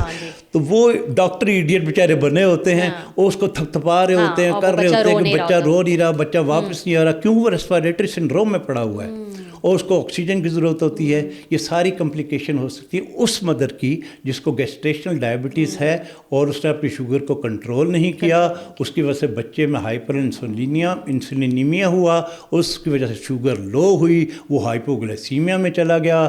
بعض اوقات اس کو آئی وی گلوکوز دینی پڑتی ہے, بعض کو گلوکوز کا ان کا انجیکشن وغیرہ جو بھی اس وقت ہو سکتا ہے وہ کیا جاتا ہے. میں اسی آرگنس کا پوچھ رہی ہوں کیونکہ میں ایک کیس جانتی ہوں, آئی ایم ازیومنگ کہ ایسا ہو سکتا ہے, اس لیے میں آپ سے پوچھنا چاہوں گی کہ مدر کو بہت زیادہ ضرور, یہ تو اب ٹھنڈی ہو گئی ہوگی, میں گرم کر. تو اس میں یہ ہوا کہ جو ہے مدر ڈائبٹک تھیں اور ان کی پریگننسی میں بھی اس طرح کی کمپلیکیشنز آئیں, اور بچی جب پیدا ہوئی تو وہ بلائنڈنس تھی اس میں. تو کیا یہ بھی پاسبل ہو سکتا ہے اگر یہ اتنی کامن تو نہیں ہے یہ چیز, لیکن ریئرلی 0.00001% کیسز میں ہو سکتی ہے, لیکن اس کی کوئی دوسری وجہ ہو سکتی ہے, شاید یہ وجہ نہ نہیں. اچھا مجھے یہ بھی بتائیے گا کہ آپ نے کہا کہ یہ گیسٹیشنل ڈائبٹیز جو ہے وہ مدرس کو ہوتی ہے, یہ پریگننسی میں ہی ڈیولپ ہوتی ہے, اور پھر یہ کیا پریگننسی کے بعد ختم ہو جاتی ہے اور پھر واپس آنے کا بھی چانس ہوتا ہے, کیا ہوتا ہے اس میں پھر؟ سوال تو بڑا اچھا ہے, ریسرچ کر کے آئی ہو بڑی. جی بالکل, آپ کے سامنے بیٹھوں گی تو ریسرچ تو کرنی پڑے گی. اوکھے سوال کرو گے تو جواب میں بھی نہیں دے سکتا. اینی ویز اس میں یہ ہے کہ گیسٹیشنل ڈائبٹیز, جیسے کہ میں نے پہلے عرض کیا کہ وہ ڈائبٹیز جو حمل ہونے کے بعد ہو. ہاں بالکل. جو پہلے والی وہ ہے مدر ڈائبٹک, وہ تو ٹائپ 2 ہوا نا, جو پہلے ہے. ٹائپ 1 بھی ہو سکتی ہے, مطلب ٹائپ 1 یا ٹائپ 2. لیکن یہ جو اس کے اندر جنم لے گی, بچے سے پہلے جو ڈائبٹیز اس کے اندر جنم لے گی, وہ گیسٹیشنل ڈائبٹیز یا حمل کی شکر کہلاتی ہے. اچھا, یہ تقریباً ڈائبٹیز ہوتی ہے جو حمل کے دوران ہی ہوتی ہے. کیوں؟ اس میں اتنا سٹریس ہوتا ہے باڈی کے اندر, ہارمونز ڈفرینٹ ٹائپ کے سکریٹ ہو رہتے ہیں, اس سٹریس کی وجہ سے پھر یہ جو ہوتی ہے یہ ڈائبٹیز ہو جاتی ہے. جیسے ہی وہ سٹریس ریلیز ہوتا ہے, یعنی کہ بچے کی ڈیلیوری ہوتی ہے, نارمل ڈیلیوری بھی ہوتی ہے, سب کچھ ہو جاتا ہے, ماں جو ہوتی ہے بچے کو جب سینے پہ رکھتی ہے تو آدھا سکون تو اس کا اسی وقت ہی لوٹ آتا ہے. بالکل ٹھیک ہے نا. پھر جب اس کو باقی چیزیں دودھ پلانا شروع کرتی ہے, بعد میں کچھ اور چیزیں ہوتی ہیں, تو وہ سٹریس کم سے کم ہونا شروع ہو جاتا ہے, سٹریس سے نکل کے آ جاتی ہے. فزیکل سٹریس یہ ہو گیا, ہارمونل سٹریس سے بھی کم ہو جاتی ہے, کیونکہ ہارمون جو چینجز آتی ہے حمل کے دوران وہ ختم ہو جاتی ہے. تو پھر یہ ساری چیزیں جب چینج ہوتی ہیں تو چانسز ہوتا ہے 90% چانسز ہے, شاید اس سے بھی زیادہ, اگر وہ طریقے سے چلے, اپنی خوراک کو احتیاط سے رکھے یا بعد میں اپنے وزن کو کنٹرول وغیرہ کر لے, تو یہ ڈائبٹیز غائب بھی ہو سکتی ہے, اور تھوڑی دیر کے لیے ہم فرض کر لیں کہ اگر واپس آتی بھی ہے تو ٹائپ 2 کی حیثیت سے پلٹ کر آ بھی سکتی ہے. صحیح, ٹھیک ہے. لیکن اس کے اوپر ہے, ماں کے اوپر, کہ وہ اپنا لائف سٹائل چینج کرتی ہے یا نہیں کرتی. اگر وہ چینج کر دیتی ہے تو واہ واہ. ٹھیک. اچھا, تو اب مجھے یہ بتائیں ڈاکٹر صاحب کہ ہم نے ٹائپ 1 ڈسکس کر لی, ہم نے گیسٹیشنل کر لی, ٹائپ 2 پہ بھی آ جاتے ہیں. مجھے یہ تھوڑا سا سمجھا دیں کہ ہم نے کیا یہ ڈسکس کر لیا کہ ڈائبٹیز آخر ہوتی کیوں ہے, کیونکہ اس میں ہم نے جینیٹکس کی تو بات کی, ڈائٹ کی میں چاہوں گی کہ آپ بات تھوڑی تفصیل سے کریں تاکہ لوگوں کو پتہ چلے. یہ ایک بہت بڑا جو ہے وہ پرابلم ہے, صرف ڈائبٹیز ہی نہیں, ڈائبٹیز کو کیا کہا جاتا ہے, سلو کلر جو ہے وہ کہا جاتا ہے. کچھ لوگ اس کو سائلنٹ کلر کا نام دیتے ہیں, جی, لیکن میں سائلنٹ کلر کا نام ہائپر ٹینشن کو دیتا ہوں. وجہ کیا ہے؟ ہائپر ٹینشن, بلڈ پریشر اگر آپ کو ہے اس وقت بھی, میں سامنے بیٹھا ہوں, ہو سکتا ہے آپ کا بلڈ پریشر زیادہ ہو, لیکن کچھ جتنا غصہ آتا ہے مجھے لوگ کہتے ہیں کہ میرا بلڈ پریشر ایشو ہوگا. میں چیک کیا ہے, مجھے نہیں پتا, مجھے اتنا پتا ہے کہ آپ کے پیرنٹس نے آپ کو بڑا شفقت سے والد صاحب نے پالا ہے, اور ماں نے بھی سلمہ ستارے پہنا کے آپ کو جوان کیا ہے, تو آپ اتنی ٹینشن لیتی کیوں لیتی ہوں؟ بالکل, سوال اچھا ہے آپ کا. تو اس کو میں سائلنٹ کلر اس لیے نہیں کہوں گا کہ رات کو اٹھ کے پیشاب خانے میں بھی جا رہے ہیں, شور مچا, دو دروازہ کیوں ہے جی, اور جی فلانا جی باتھ روم میں جا رہا ہے, اچھا اب کیا ہوا جی فلانے کو جی وہ بھوک لگی ہے فریج میں جا رہا ہے جی. تو یہ سائلنٹ نہیں ہے, سائلنٹ نہیں ہے. ویسے یہ آپ نے بڑی اچھی بات کی, جو میرے آس پاس لوگ ہیں میں سوچتی ہوں تو بالکل سائلنٹ نہیں ہے وہ, جن کو ڈائبٹیز ہے. صحیح کہہ رہے ہیں. تو سائلنٹ وہ ہوتا ہے جیسے بلڈ پریشر والا مریض ہے, وہ سائلنٹ میں چپ چاپ पता भी वो कह लो नहीं मेरे कभी ब्लड प्रेशर नहीं हुआ। पता उस वक्त चलता है जब बेचारे को कॉम्प्लिकेशन शुरू हो जाती हैं, किडनी पे इफेक्ट होना शुरू हो जाता है, आंखों पे इफेक्ट होना शुरू हो जाता है। इसी तरह डायबिटीज़ का, लेकिन डायबिटीज़ को तो चेक करना बड़ा आसान है कि आप रात को 2 से 3 दफ़ा पेशाब करने उठी तो अगले दिन आपका अलार्म खड़क जाना चाहिए कि भाई क्या वजह हो सकती है। आप ये जो फ़र्ज़ किया कि आप रात को उठ खाती हो, फ्रिज में चीज़ें ढूंढ रही हो, क्या वजह हो सकती है। ठीक। पोलीफेजिया ज़्यादा खाने की क्या वजह हो सकती है। पोलीडिप्सिया पानी पीने की बार बार क्या वजह हो सकती है। और फिर उस पे तो आप एक प्रिक करोगी, आपको पता चल जाए। और फिर ये सारी जो आपने चीज़ें बताई कि खाने की अर्ज होती है, प्यास लग रही होती है या क्या, उसके बावजूद भी मैंने देखा है कि डायबिटिक पेशेंट्स जो हैं वो वीक भी फील कर रहे होते हैं, हालांकि वो खा रहे होते हैं। इसलिए फील कर रहे होते हैं कि वो सारा जो आप पी रहे हो, जो आप खा रहे हो, पेशाब के रास्ते शुगर भी बाहर जा रही है, पानी भी बाहर जा रहा है, इलेक्ट्रोलाइट भी बाहर जा रहे हैं। यानी पेशाब अकेला बेचारा तो नहीं जा रहा होता ना, साथ कुछ ना कुछ ले के जा रहा होता है ना। उसके ले जाने की वजह से बॉडी के अंदर जो होती है स्ट्रेंथ, वो मसल्स भी वीक हो जाते हैं। वो इलेक्ट्रोलाइट जो इम्बैलेंस होता है, सोडियम जा रही है, क्लोराइड जा रहा है, पोटाशियम, ये वो दिस दैट। तो आप जब चेक कराते हो, डिटेल ब्लड टेस्ट करवाते हो, उस वक्त आपको पता चलता है कि भाई आपकी क्या के जिस्म में कमी आ चुकी है, और ये जो लेथार्जिक फील आप कर रहे हैं, जो वीकनेस फील कर रहे हैं, जो वेट लॉस फील कर रहे हैं, ये सारी बर्बादी जो है ये तो डायबिटीज़ की वजह से हो रही है। अच्छा, मेरा सवाल वहीं रह गया कि मैं आपसे ये पूछना चाह रही हूँ कि जेनेटिक तो हो गया कि जिसकी वजह से आपको शायद डायबिटीज़ हो सकती है, टाइप 1 तो आपके बस में ही नहीं है, वो ऑटो इम्यून है। टाइप 2 डायबिटीज़ जो है वो और क्या क्या रीजंस हैं, क्या लाइफस्टाइल है, क्या एनवायरनमेंट कुछ है, क्या स्ट्रेस कुछ है, क्या ये सब भी फैक्टर्स हैं जो कि हमारी डायबिटीज़ में। अच्छा, यहाँ पे एक मिथ में क्लियर कर दूँ। कुछ लोग ये कहते हैं जी वो फलाना शुगर बहुत खांदा सी जी, इस वजह से डायबिटीज़ हो गई है। नो, ये मिथ है। हाँ, अगर आपकी फैमिली टेंडेंसी है डायबिटीज़ की और आप ओवरवेट हो, आप डट के खा भी रहे हो, आप ओबीज भी हो रहे हो, आप अपने आप को कंट्रोल नहीं कर रहे हो, और आप ये अपने जो लेज़ी लाइफस्टाइल भी है, ना एक्सरसाइज करनी, ना कोई प्ले ग्राउंड में जाना, ना ही किसी किस्म की और रेस्ट्रिक्शन अपने ऊपर लगानी है, और फिर डायबिटीज़ तो इंतज़ार कर रही होती है ना, मैंने तो ऐसा शिकार चाहिए। लेकिन यहीं पे मैं फुल स्टॉप भी लगा सकता हूँ। वो इस तरह फुल स्टॉप लगा सकता हूँ कि अगर आप चेक कर लें अपने आप को कि आप प्री डायबिटीज़ लेवल पे आ चुके हो, आप अपना वेट कंट्रोल कर लें, आप अपनी डाइट कंट्रोल कर लें, आप अपनी जो एक्टिविटी है उसको बढ़ा दें, आउटडोर एक्सरसाइज शुरू कर दें, इंडोर एक्सरसाइज शुरू कर दें, जो भी करनी है आपको। ये सारा लाइफस्टाइल अगर आप अपने आप चेंज कर लें तो आप यहाँ पे इस स्टेज पे आप अपने आप को रिवर्स लगा सकते हैं। सही, जब आपको प्री डायबिटिक हाँ, इसमें 90% से ज़्यादा चांसेस हैं कि आप रिवर्स केयर लगा सकते हो। अच्छा, रिवर्स केयर तो आप डायबिटीज़ टाइप 2 होने के बाद भी कुछ अरसे तक लगा सकते हो, लेकिन उसमें देखना पड़ेगा मुझे कि आपका HbA1c लेवल कहाँ पे है, आपकी फास्टिंग ब्लड शुगर किस लेवल पे है, आपका रैंडम ब्लड शुगर किस लेवल पे है, आपका लाइफस्टाइल कैसा है। अगर उस वक्त भी कंट्रोल कर लेते हो, आपका फ़र्ज़ किया कि HbA1c 7 पे है और आपको भी दवाई वगैरह शुरू नहीं करवाएगी कि ख़तरा है कि आप बढ़ जाओगे, आपको सिर्फ डाइट कंट्रोल पे रखा हुआ या एक्सरसाइज पे रखा हो, वहाँ से आपका भी रिवर्स केयर लग सकता है। लेकिन अगर आप बढ़ते ही चले गए, वज़न में भी बढ़ते चले गए, बदएहतियाती में भी बढ़ते चले गए, लाइफस्टाइल भी सही नहीं किया, तो फिर पक्के टाइप 2 डायबिटीज़ हो जाओगे। पहले हम ओरल हाइपोग्लाइसेमिक पे लगाएंगे, एक्सरसाइज पे लगाएंगे, डाइट पे लगाएंगे, कंट्रोल नहीं होगा, दवाइयों की तादाद बढ़ाते चले जाएंगे।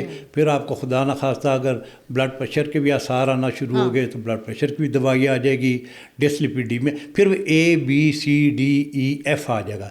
ए यानी कि आपका HbA1c हम कंट्रोल करने की कोशिश करेंगे, B हम आपकी ब्लड प्रेशर कंट्रोल करने की कोशिश करेंगे, C हम आपका कोलेस्ट्रॉल कंट्रोल करने की कोशिश करेंगे, D यानी कि डाइट है, उससे हम आपको ड्रग्स और डाइट से आपको कंट्रोल करने की कोशिश करेंगे, E यानी कि जो आप एक्सरसाइज है वो भी आपको लगवाएंगे। अच्छा, F जो है मैनेजमेंट का एक बहुत बड़ा हिस्सा है। F जो होता है फीट केयर की होती है, फुट केयर की होती है। अच्छा, आप चेहरे की मेकअप तो करती हो, रोज़ आईने के सामने खड़े हो, कभी आपने अपने फीट को देखा है? सच्ची बताइएगा, नहीं देखा। डायबिटीज़ के पेशेंट को हम कहते हैं कि भाई अपने चेहरे से ज़्यादा अपने फीट का ख्याल रखो, इससे कि फीट में अगर छोटा सा मामूली सा भी ज़ख्म हो गया خدا نخواستہ وہ گینگرین کا شکار ہو گیا یا وہ زخم کنٹرول نہ ہو سکا ڈائبٹیز کے لیول کی وجہ سے، شوگر کے لیول کی وجہ سے، تو یہ کام بڑھ جائے گا اور یہ ایمپوٹیشن تک جا سکتا ہے، ابو نی یا بلو نی. خدا نخواستہ وہ ہو گیا تو وہ آپ کی زندگی بہت ہی زیادہ معذور ہو جائے گی. اور یہ کیا اس لیے ہے کہ ڈائبیٹک پیشنٹس کی جو نروز ہیں وہ ان میں بلاکیج آ جاتا ہے؟ پیریفرل نیوروپیتھی بھی ہوتی ہے، لیکن وہاں کی جو پیریفرل بلڈ سپلائی ہے، مائکرو جس کو کہنا چاہیے کمپلیکیشن جو بلڈ کی آتی ہے. اچھا، اس میں جو ہوتی ہے، جو پتلی آرٹریز ہوتی ہیں وہ بھی نیرو ہو جاتی ہیں، جو بڑی والی آرٹریز ہوتی ہیں وہ بھی نیرو ہو جاتی ہے. بڑی والی آرٹری نیرو ہوگی، سی وی اے یعنی کہ فالج ہو جائے گا. بڑی آرٹری نیرو ہوگی، ہارٹ اٹیک ہو جائے گا. چھوٹی آرٹری نیرو ہوں گی تو آپ کی آئی گئی، آپ کی کڈنی گئی، آپ کی فیٹ کا گینگرین وغیرہ ہوا، اور یہ بہت زندگی کو جو تلخ کر دینے والی حقیقت. اور یہ جو آپ نے فیٹ کی بات کی، کیا اس طرح کے زخم کا دھیان رکھنا چاہیے جن کے مارکس جو ہیں وہ میں دیکھ رہی تھی بلیک کوئی وہ مارکس چھوڑ جاتا ہے؟ وہ تو اپنی جگہ ہے، لیکن کوئی بھی زخم ڈائبٹیز والے پیشنٹ کو وہ انٹینسیفائی ہو سکتا ہے. اس کی وجہ کیا ہے؟ اس کی وجہ یہ ہے کہ جس وقت آپ ننگے پاؤں گھر پہ چلیں یا کسی جگہ چلیں، آپ کے کو کانٹا چبھے گا نا، دیا کانٹا چبھا ہو جائے گا. لیکن سو ڈائبٹک کا پیشنٹ ہوگا نا، ڈائبٹیز کا پیشنٹ، اس کی سینسری لاس ہو چکی ہوگی. اس بیچارے کو پتہ ہی نہیں ہوتا کہ کوئی کنڈا چبھے یا کس کا چاہے، اس کو احساس ہی نہیں ہوتا.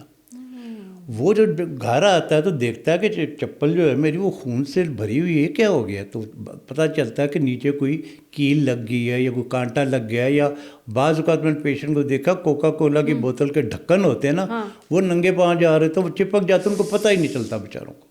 ایسا سینسری لاس ہوتا ہے. میں وہاں دیکھتا تھا سعودی عرب میں، جب میں جاب کرتا تھا، میں نے سعودی عرب میں بعد ہوئے 30 سال تک اینڈوکرینالوجی اور ڈائبٹیز کی پریکٹس کی ہے، ملٹری ہاسپٹلز میں، یونیورسٹی ڈائبٹیز سینٹر ریاض میں. تو وہاں بہت سارے اقسام کے پیشنٹ دیکھنے میں آتے تھے. گرمیاں وہاں بہت ہوتی ہیں، شدید گرمی ہوتی ہے. اب وہاں پہ جو لوگ عمرے پہ جاتے ہیں، یہ نظام تو اب کیا گیا نا، وائٹ مرمر، اس کے سنگ مرمر کے فرش لگا دیا گیا جو ٹھنڈا رہتا ہے، گرم نہیں ہوتا. پہلے وہ فرش ایسا نہیں تھا، طواف کرتے وقت وہ پاؤں جل جاتے تھے. لیکن ڈائبٹیز والے پیشنٹ کو احساس تک نہیں ہو رہا ہوتا تھا کہ میرے جو پاؤں اس کے نیچے چھالے پڑے ہوئے یا زخم ہو چکے ہیں. اب وہ خاص طور پر وہاں جو شرطے ہوتے ہیں، پولیس والے ہوتے ہیں، وہ نظر رکھتے ہیں بوڑھوں پر کہ ایسا تو نہیں ہے کہ جن کے پاؤں دھوپ میں جل رہے ہوں اور ان کو احساس تک نہ ہو رہا ہو، اور جس وقت باہر آئیں تو اس میں آبلے پڑے، چھالے پڑے ہوں یا زخم ہو چکے ہوں، پھر وہ کنٹرول کرنے کے قابل نہیں ہوتے. تو اس لیے میں ہر ڈائبٹیز والے مریض کو کہتا ہوں کہ اپنے چہرے سے زیادہ پاؤں کا خیال رکھو. Very interesting. تو بڑی کام کی بات، پیرا نال پیار کرو. بڑی کام کی بات آپ نے بتائی. ایک اور چیز میں نے اس میں اچھا، اس میں پھر ایک چیز اور میں اضافہ کر دوں. جی ضرور. اب میرے جیسا جو بوڑھا آدمی ہے وہ جھک کے دیکھ نہیں سکتا، پلٹا کے دیکھ نہیں سکتا کہ بھائی وہ نیچے سے پاؤں کا کیا حال ہے. ٹھیک. تو میں تو آپس کی بات اپنی بیگم کو دکھا دیتا ہوں پاؤں. بہت اچھی ہیں آپ کی بیگم جو دیکھ لیتی. اللہ خیر کرے. تو بہرحال وہ آپ اگر نہیں دیکھ سکتے نا تو آپ نیچے مرر رکھیے. صحیح. مرر رکھ کے پاؤں اس کے اوپر لائیے 1 فٹ کے فاصلے پر، اور مرر کو دیکھیے کہ پاؤں کے تلوے اس کے نیچے سرفیس سے کچھ زخم تو نہیں ہے، کوئی ایسی چیز تو نہیں ہے جو آپ کو پریشان کر سکے. تو یہ بڑا ضروری ہے. تو اس لیے میں آپ کے ناظرین سے کہتا ہوں کہ پیر نال پیار کرو، باقی گلنا چھاڑ دیں. تو یہ بہت امپورٹنٹ بات جو ہے وہ ڈاکٹر صاحب نے بتائی ہے. زیادہ تر لوگوں کو اویئرنیس ہی نہیں ہوتی، اور اس لیے یہ معاملہ جو ہے وہ بہت سیریسنس پکڑ لیتا ہے. اس کے بعد جو ہے وہ ہمیں احساس ہوتا ہے، اور بہت آسان ہے کہ آپ اپنے پیر جو ہے وہ دیکھیں کہ وہ صحیح ہیں، اس میں کوئی زخم تو نہیں ہے، وہ زخم بڑھ تو نہیں رہا، کس قسم کا زخم ہے اس کا جو ہے وہ دھیان رکھیں. آپ نے بات کی ڈاکٹر صاحب کہ یہاں پہ تھوڑا سا آپ کو انٹرپٹ کر رہا ہوں. خاص طور پر ناخن کاٹتے وقت بڑی ہی احتیاط کی ضرورت ہے. ہاتھ کے تو چلیے آپ نے جو زخم وخم بنے گا یا کچھ ہوگا آپ دیکھ لیں گے. پاؤں کے ناخن کاٹتے وقت نا آپ نے اپنی مدد آپ سے کام نہیں لینا. اچھا. اگر آپ کی بینائی کمزور ہے ڈائبٹیز کی وجہ سے، اگر آپ کے ہاتھ کپ کپا رہے ہیں ڈائبٹیز کی وجہ سے، تو پلیز کسی سے ہیلپ لے لیں، بیٹے سے، بیٹی سے، کسی خادم سے یا کسی بندے سے، کہ وہ آپ کے پاؤں کے ناخن کاٹے. ایسے نہ کاٹے کہ وہ جلد کے اندر سے کٹ جائے اور زخم پڑ جائے. زخم اگر پڑ گیا डायबिटीज़ कंट्रोल में ना हुई तो बहुत मुश्किल हो जाएगा पलट के आना। सही। तो इसलिए अच्छा, तो ये मुझे बताएगा, आपने यहाँ पे जिक्र किया कि हमें ऐसा लगता है कि डायबिटीज़ उनको होता है जो चीनी खाते रहते हैं, शुगर इंटेक जिनका जो है वो ज़्यादा होता है उनको होता है। तो क्या वाकई सिर्फ शुगर से होता है, या और हमारे जो खाने हैं उसमें कहा जाता है हर चीज़ में कार्ब है, हर चीज़ इवेंचुअली जाके ग्लूकोज बनती है? ये थोड़ा सा बताइएगा। मैं पहले भी अर्ज़ कर चुका हूँ कि लोगों का ये कंसेप्ट कि यार इन शुगर इस मारे होगी कि शुगर खांदा सी, ये नहीं है, गलत है ये।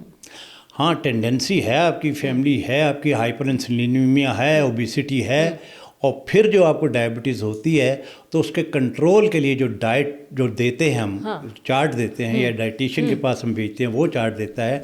अच्छा, मज़े की बात है राबिया कि आज से 50 साल पहले जो जिस वक्त कम अज़ कम मुझे तालीम दी जा रही थी डायबिटीज़ के बारे में, या मैं जब डायबिटीज़ का पेशेंट था और टेबल के उस पार से मुझे इंस्ट्रक्शन जो मिल रही होती थी, जो वर्ल्ड हेल्थ ऑर्गेनाइजेशन और अमेरिकन डायबिटिक एसोसिएशन की जो इंस्ट्रक्शन थी, वो ये कह रहे थे जी 55% आपने कार्बोहाइड्रेट खाना है, अच्छा, 35% आपने प्रोटीन खानी है, सही, और 15% आपने फैट्स खाना है। सही। अब काया पलट गई है। मैं तो उनको सू करने जा रहा हूँ एडीए वालों को, मेरे वेले तुसी क्या सी 55% कार्बोहाइड्रेट खाने, तो मेरा ये हाल हो गया है। अगर मुझे उस वक्त सही गाइडलाइन दे दी जाती कि नहीं बाबा 55% कार्बोहाइड्रेट नहीं खाने, यही कार्बोहाइड्रेट ही तो हैं जो अंदर जाके शुगर के मरीज़ का बेड़ा गर्क करते हैं। बिल्कुल। अब जो गाइडलाइन आ गई है वो रिवर्स हो गई है। अब वो कहते हैं जी फैट ज़्यादा खाइए, या सब्जियां ज़्यादा खाइए, या सैलड ज़्यादा खाइए, प्रोटीन फिर उसका सेकंड उस पर आइए, और आखिर में आके कार्बोहाइड्रेट। अगर आप फ़र्ज़ के आजकल किसी जगह जाती हैं ना इफ्तार पार्टी के लिए, वो भी फोकट की, तो सारी चीज़ें सामने पड़ी हुई हैं। पहला अटैक अगर आप डायबिटिक हैं तो कीजिए सैलड पर, सही, सब्ज़ी पर, गाजर पर, मूली पर, वो जो ये जो खीरे वगैरह होते हैं तो तरह शरह कहते हैं उस पर। उसके बाद फिर आप आ जाइए प्रोटीन की तरफ। उसके बाद आखिर में आप खाइए नान और पूड़ी ते हलवे ते मांडे। क्यों? अब तरतीब बदल गई है। पहले आपने अपना पेट जो है सब्ज़ी से भरना है, चाहे वो चम्मच से खाइए, चाहे वो हल्की फुल्की दाल अगर है तो वो भी खा सकते हैं। सब्जियों में ये जो वेजिटेबल्स होती हैं सैलड की सूरत में उसमें खाइए। अगर कोई छोटी मोटी चिकन के पीस हैं तो उनको उड़ाइए, और आखिर में आके अगर आपका फिर भी पेट अच्छा, इसमें देखिए कि डायबिटीज़ और ये खाने की तरतीब तो आ जाइए ना। नबी पाक सल्लल्लाहु अलैहि वसल्लम ने अपने दौर में क्या कहा था कि स्टमक के 3 हिस्से कीजिए, एक भूख का, एक हवा का, और एक इस तरह कीजिए कि जिस वक्त आपकी पूरी भूख ना ख़त्म हुई हो उठ जाइए खाने से। यही वजह है कि उन्होंने डाइट कंट्रोल करने के लिए भी कह दिया था, वेट कंट्रोल करने के लिए भी किया था, मुशक्क़त यानी कि लाइफस्टाइल के लिए भी कह दिया था। काश हम अमल कर लेते पहले से इस्लामिक चीज़ों पर, तो हमारा ये हाल ना हो रहा था इस्लामी उम्मा का, जो इस वक्त हम लोग डायबिटीज़ पाकिस्तान में इस वक्त मैंने जैसे अर्ज़ किया 4 करोड़ के करीब लोग डायबिटिक हो चुके हैं। और आप देखिए जो इस्लाम ने जो रूल दिया है, रूल और रेगुलेशन दिए हैं, फजर पे उठना, नमाज पढ़ना, वज़ू करना, एक एक्सरसाइज होगी। अच्छा, फजर पे आपके हार्मोन्स भी ऐसे हशाश बशाश वाले खुशी वाले हार्मोन्स स्टीरॉयड निकले हुए होते हैं कि आप जनाब बड़े धड़ल्ले से बाहर जा सकते हो, वॉक कर सकते हो। इसी तरह खाने की भी रेस्ट्रिक्शन बता दी हैं, वर्क की भी बता दी है कि किस तरह आपने पैदल चलना है। कुछ लोग मेरे पास आते हैं डायबिटीज़ वाले, बाबे आते हैं या ख़वातीन आती, बाबे कहते हैं जी मेरे इस खास एक्सरसाइज दसो। मैं कहता बाबा जी नमाज पढ़न जाते हो मसीते? कहना हाँ जी। किन्नी घर तुहाडे दूर मसीत तो? अज 5-7 मिनट की पैदल दौड़। मैं कहते गल ही मुक गई। 7 मिनट जांदियां टुरे हो, 7 मिनट आंदियां टुरे हो, तो 5 नमाज़ा ते जाते हो तो भाजी तो 60-70 मिनट हो गए ना। ये एक्सरसाइज तुहाडे से बहुत है। सही। और जो खाना पीना आप वाजबी सा करते हो वो हज़म भी हो जाता है, एक्सरसाइज भी हो जाता है, और अपने आप का ख्याल रखो। तो यही आपके लिए हदायतनामा है। क्यों? अगर मेरी उम्र के लोगों को, 70 साल वाले एज के लोगों को, या 65 या उससे ज़्यादा वाले उम्र के लोगों को टाइट कंट्रोल आप कराएंगे प्रेग्नेंट औरत की तरह, तो वो हाइपोग्लाइसीमिया में जाएंगे। उनकी हाइपोग्लाइसीमिया के यानी कि कम शुगर लेवल की अवेयरनेस भी नहीं होगी। वो डायरेक्ट बेहोश होंगे, कोमा में जाएंगे। बाबा जी तो सवेरे بابا جی نظر ہی نہیں آئیں گے. اس لیے پلیز میں آپ سے ہمبل ریکویسٹ کرتا ہوں, اگر آپ کی فیملی میں کوئی اولڈ ایج والے لوگ ہیں تو ان کو بہت زیادہ ٹائٹ کنٹرول کرانے کی ضرورت نہیں ہے. 180 سے نیچے رینڈم ہو جائے صحیح ہے, اور 125 تک فاسٹنگ ہو جائے, بس ٹھیک ہے, بابا جی نے ٹرن دے, نہ ایویں چابک مارو. اور جناب آپ دیکھا ہوگا نا اکثر وہ کہ وہ نرس آ رہی ہوتی پانی کا گلاس اور گولی لے کے, بابا جی اٹھو اٹھو نیند دی گولی لے لو. اور بابا پہلے ہی ستا پہ ہے, اٹھا کے نیند دی گولی کیوں دے رہی ہیں؟ تو بھائی جو بابے ہیں نا ان کو بہت زیادہ ٹائٹ کنٹرول نہ کرواؤ. صحیح ہے, لیکن آپ نے کہا ہے ایکسرسائز اور ایکٹیو جو ہے وہ رہنا وہ ضروری ہے, تو ڈاکٹر صاحب یہ لیکن پاسبل نہیں ہے کہ اس ایج میں یا اس لیول پہ جب ڈائبٹیز آ گئی تو ایکسرسائز یا ایکٹیو رہنے سے وہ لیولز شاید ادھر ہی رہیں گے, وہ ریورس نہیں ہو سکتے. نہیں, ریورس اس سینس میں ہو جائیں گے. اگر پہلے آپ 3 گولیوں سے کنٹرول ہو رہے تھے پھر 2 گولیاں ہو جائیں گی. ہو سکتا ہے کہ 2 گولیوں میں سے 1 گولی رہ جائے, تو سو آن. اگر آپ انسولین لے رہی ہیں ٹائپ 2 ہونے کے باوجود, اگر آپ 25 یونٹ ڈیلی لے رہی ہیں, اگر یہ ساری چیزیں کریں گی تو 20 پہ آ جائیں گی, 20 لے رہی ہیں تو 15 پہ آ جائیں گی. تو اس لیے یہ ہو سکتا ہے. لیکن اگر آپ کی کڈنی خدا نخواستہ متاثر ہو گئے ہیں, جس کو CKD کہتے ہیں, کرونک کڈنی ڈیزیز, اس میں بھی آپ کو جو ہے وہ نہ تو ہم ٹیبلٹ دے سکتے ہیں کنٹرول کرنے کے لیے. اس کی وجہ کیا ہوتی ہے کہ آپ کا پیشاب جو ہوتا ہے چیزیں سیکریٹ باہر نہیں اخراج نہیں کر رہا ہوتا, تو وہ آپ کی جو دوا ہوتی ہے نا ڈائبٹیز والی, وہ رک کے پھر اس کا لیول نیچے آتا ہے. اور پھر آپ کو ان اویئرنیس بھی ہوتی ہے ہائپوگلائسیمیا کی, اور اس وقت پھر ہائپوگلائسیمیا میں آپ جا سکتے ہیں.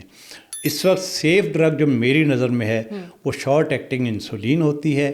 اس کا آپ کو انجیکشن ٹھیک ہے آپ کی ضرورت کے تحت لینا ہوتا ہے, لیکن یہ میں پتہ ہوتا ہے کہ بھائی میں نے 5 یونٹ لگائی ہے, وہ کتنے گھنٹے اثر کرے گی, اس کا لیول کیا ہوگا, وہ میں کیسے کنٹرول کروں گا, وغیرہ وغیرہ.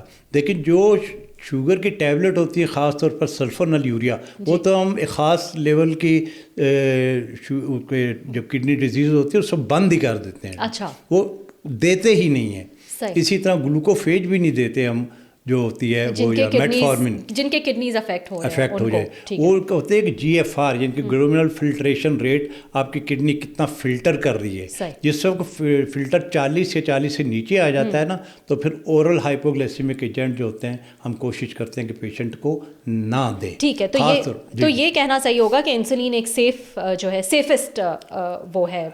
ہاں, اس کے موڈ آف ایکشن کا میں پتہ ہوتا ہے, کتنے گھنٹے میں اثر کرے گی, کتنے گھنٹے بلڈ میں رہے گی, باڈی میں رہے گی, اور کڈنی فیلئر ہے بھی تو +-2 آورز اگر ہو بھی جاتے ہیں تو ہماری نظر میں ہوگی کہ ہم نے کتنی دینی ہے. ٹھیک ہے, تو آپ نے یہ تفصیلاً بتایا کہ ڈائٹ جو ہے وہ تو ایک بہت بڑا پارٹ پلے کر رہی ہے, اور پہلے جو ہے وہ ریسرچ کچھ اور کہتی تھی 55% کاربز لیں, پھر پروٹینز, پھر فیٹس. اب جو ہے یہ ریسرچ تبدیل ہو چکی ہے, اور اس حساب سے جو ہے وہ آپ کو اگر کھانا آپ کے سامنے ہے, ایک پلیٹ آپ کے سامنے, آپ پہلے سیلڈز لیں, پھر پروٹینز لیں, اور پھر دوسری بریڈ اور ان کی طرف آئیں, تو آپ اپنی جو ڈائبٹیز ہے اس کو کافی حد تک کنٹرول کر سکتے ہیں. مجھے آپ کی جو معلومات ہیں مجھے شبہ ہونے لگتا ہے کہ ڈاکٹر تو نہیں ہے. ہاں, میں ریسرچ کرنی پڑتی ہے بہت طرح کے گیسٹ کے لیے, ہوم ورک کر کے آئی ہیں, ہوم ورک کرنا پڑتا ہے. جی بالکل. مجھے یہ بتائیں ڈاکٹر صاحب, ابھی تو ہم آپ سے سیکھ رہے ہیں, میں صرف جو ہے وہ اس کو اس طرح سے اسٹرکچر میں رکھنا چاہ رہی ہوں تاکہ جو لوگ سن رہے ہیں ان کو ڈیٹیل میں پتہ چل جائے کہ ان کو کیا کیا کرنا چاہیے اگر وہ ڈائبٹک ہے یا ان کی فیملی میں کوئی اور ڈائبٹک ہے. مجھے ایک اور چیز بتائے گا, آج کل ہم ہر چیز جو ہے وہ ڈال دیتے ہیں اسٹریس پہ, اور اسٹریس جو ہے وہ آج کل بہت بڑھ گیا ہے ایز کمپیئر ٹو بیفور. چاہے آپ کی جس قسم کی فاسٹ لائف ہو گئی ہے, جس قسم کے ہمارے کھانے ہو گئے ہیں, جس قسم کا ہمارا سلیپ پیٹرن ہو گیا ہے, اس کی وجہ سے کیا اسٹریس بھی آپ کی ڈائبٹیز کے لیولز یا آپ کے انسولین کے لیولز کو ریگولیٹ کر سکتا ہے؟ فار لیٹس سے کہ ہم اپنی ایک بزی روٹین سے نکل کر کہیں ویکیشن پہ چلے گئے ہیں, وہاں ماحول اچھا ہے, پہاڑ ہیں, اچھی انوائرمنٹ ہے, تو آپ کو لگتا ہے کہ وہ چیز بھی آپ کو آپ کی ڈائبٹیز پہ فرق ڈال سکتی ہے؟ وہ ڈالے یا نہ ڈالے, اسٹریس ضرور ڈال رہا ہے. آج کل جیسے کہ آپ نے ذکر کیا نوجوانوں کو جاب کی اسٹریس ہے, اسٹریس ساری عمر آپ کے ساتھ رہتا ہے, that is part of life. آپ نے کبھی غور کیا ECG پر؟ ECG کیا ہوتا ہے؟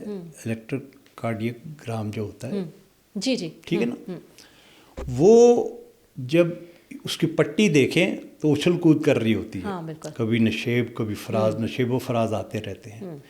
لائف بھی ایسی ہے, لائف میں نشیب و فراز آتے رہتے ہیں. اگر وہ لائن سیدھی ہو جائے تو کیا ہوگا؟ آدمی ختم ہو گیا. That is part of life. ہاں ان سے نبٹنا کیسے ہے وہ ایک علیحدہ ایشو ہے. اگر فرض کر لو کہ آپ تھوڑی دیر کے لیے جاب کے سٹریس میں ہو یا جاب کا باس بڑا خطرناک قسم کا ہے تو بھائی جاب اس دن کو آپ ڈیوائڈ کر لو. اگر 8 گھنٹے کی شفٹ ہے 5 گھنٹے تو لنگ ہی گئے نا، باقی 3 نہیں لنگانے نے، ہنسی خوشی لنگا دو یار. جب گھر جاؤ، ہاں شرط یہ ہے کہ گھر کا ماحول میاں بھی میرے جیسا نہ ہو اور ساس بھی تگڑی نہ ہو، ورنہ کنٹینیو آف اسٹریس رہے. وہ ڈیفینیٹلی ہارمونس پہ افیکٹ کر رہا ہوتا ہے. باڈی کے جو ہارمونز ہوتے ہیں نا، اسٹریس ہارمونز، وہ باڈی سے نکل رہے ہوتے ہیں. وہ اسٹریس کی صورت میں کورٹیزون بھی نکلتا ہے، گروتھ ہارمون بھی نکل رہا ہوتا ہے، اور دوسرے تھائرائڈ کے ہارمون بھی نکل رہے ہوتے ہیں. اور وہ ساری کی ساری چیزیں مل ملا کے ہائپر گلائسیمیا یعنی کہ شوگر کا لیول بھی بڑھا سکتی ہیں، ہائپر ٹینشن یعنی کہ بلڈ پریشر بھی بڑھا سکتی ہیں. تو میں یہ عرض کروں گا آپ سے دست بدستہ کہ اسٹریس سے کھیلنا سیکھیے. جو ڈائبٹیز ہے نا، میں مثال دینا تو نہیں چاہتا، آپ بھی شادی شدہ ہیں لیکن دینی پڑتی ہے. ایک شادی کی طرح ہے کہ جب شروع میں ڈائبٹیز ہوتی ہے نا، 10-15 سال تو پتہ ہی نہیں چلتا، ہنستے کھیلتے ہی گزر جاتے ہیں. جیسے شادی کے پہلے سال ہنی مون میں گزر جاتے ہیں.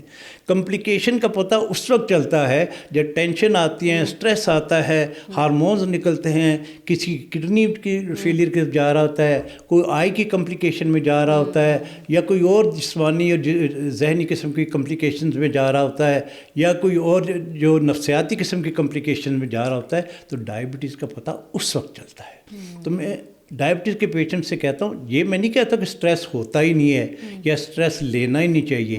ٹیبل کے اس طرح بیٹھ کے کہنا ایز اے ڈاکٹر بڑا آسان ہے، وہ جی سٹریس نہیں لینا.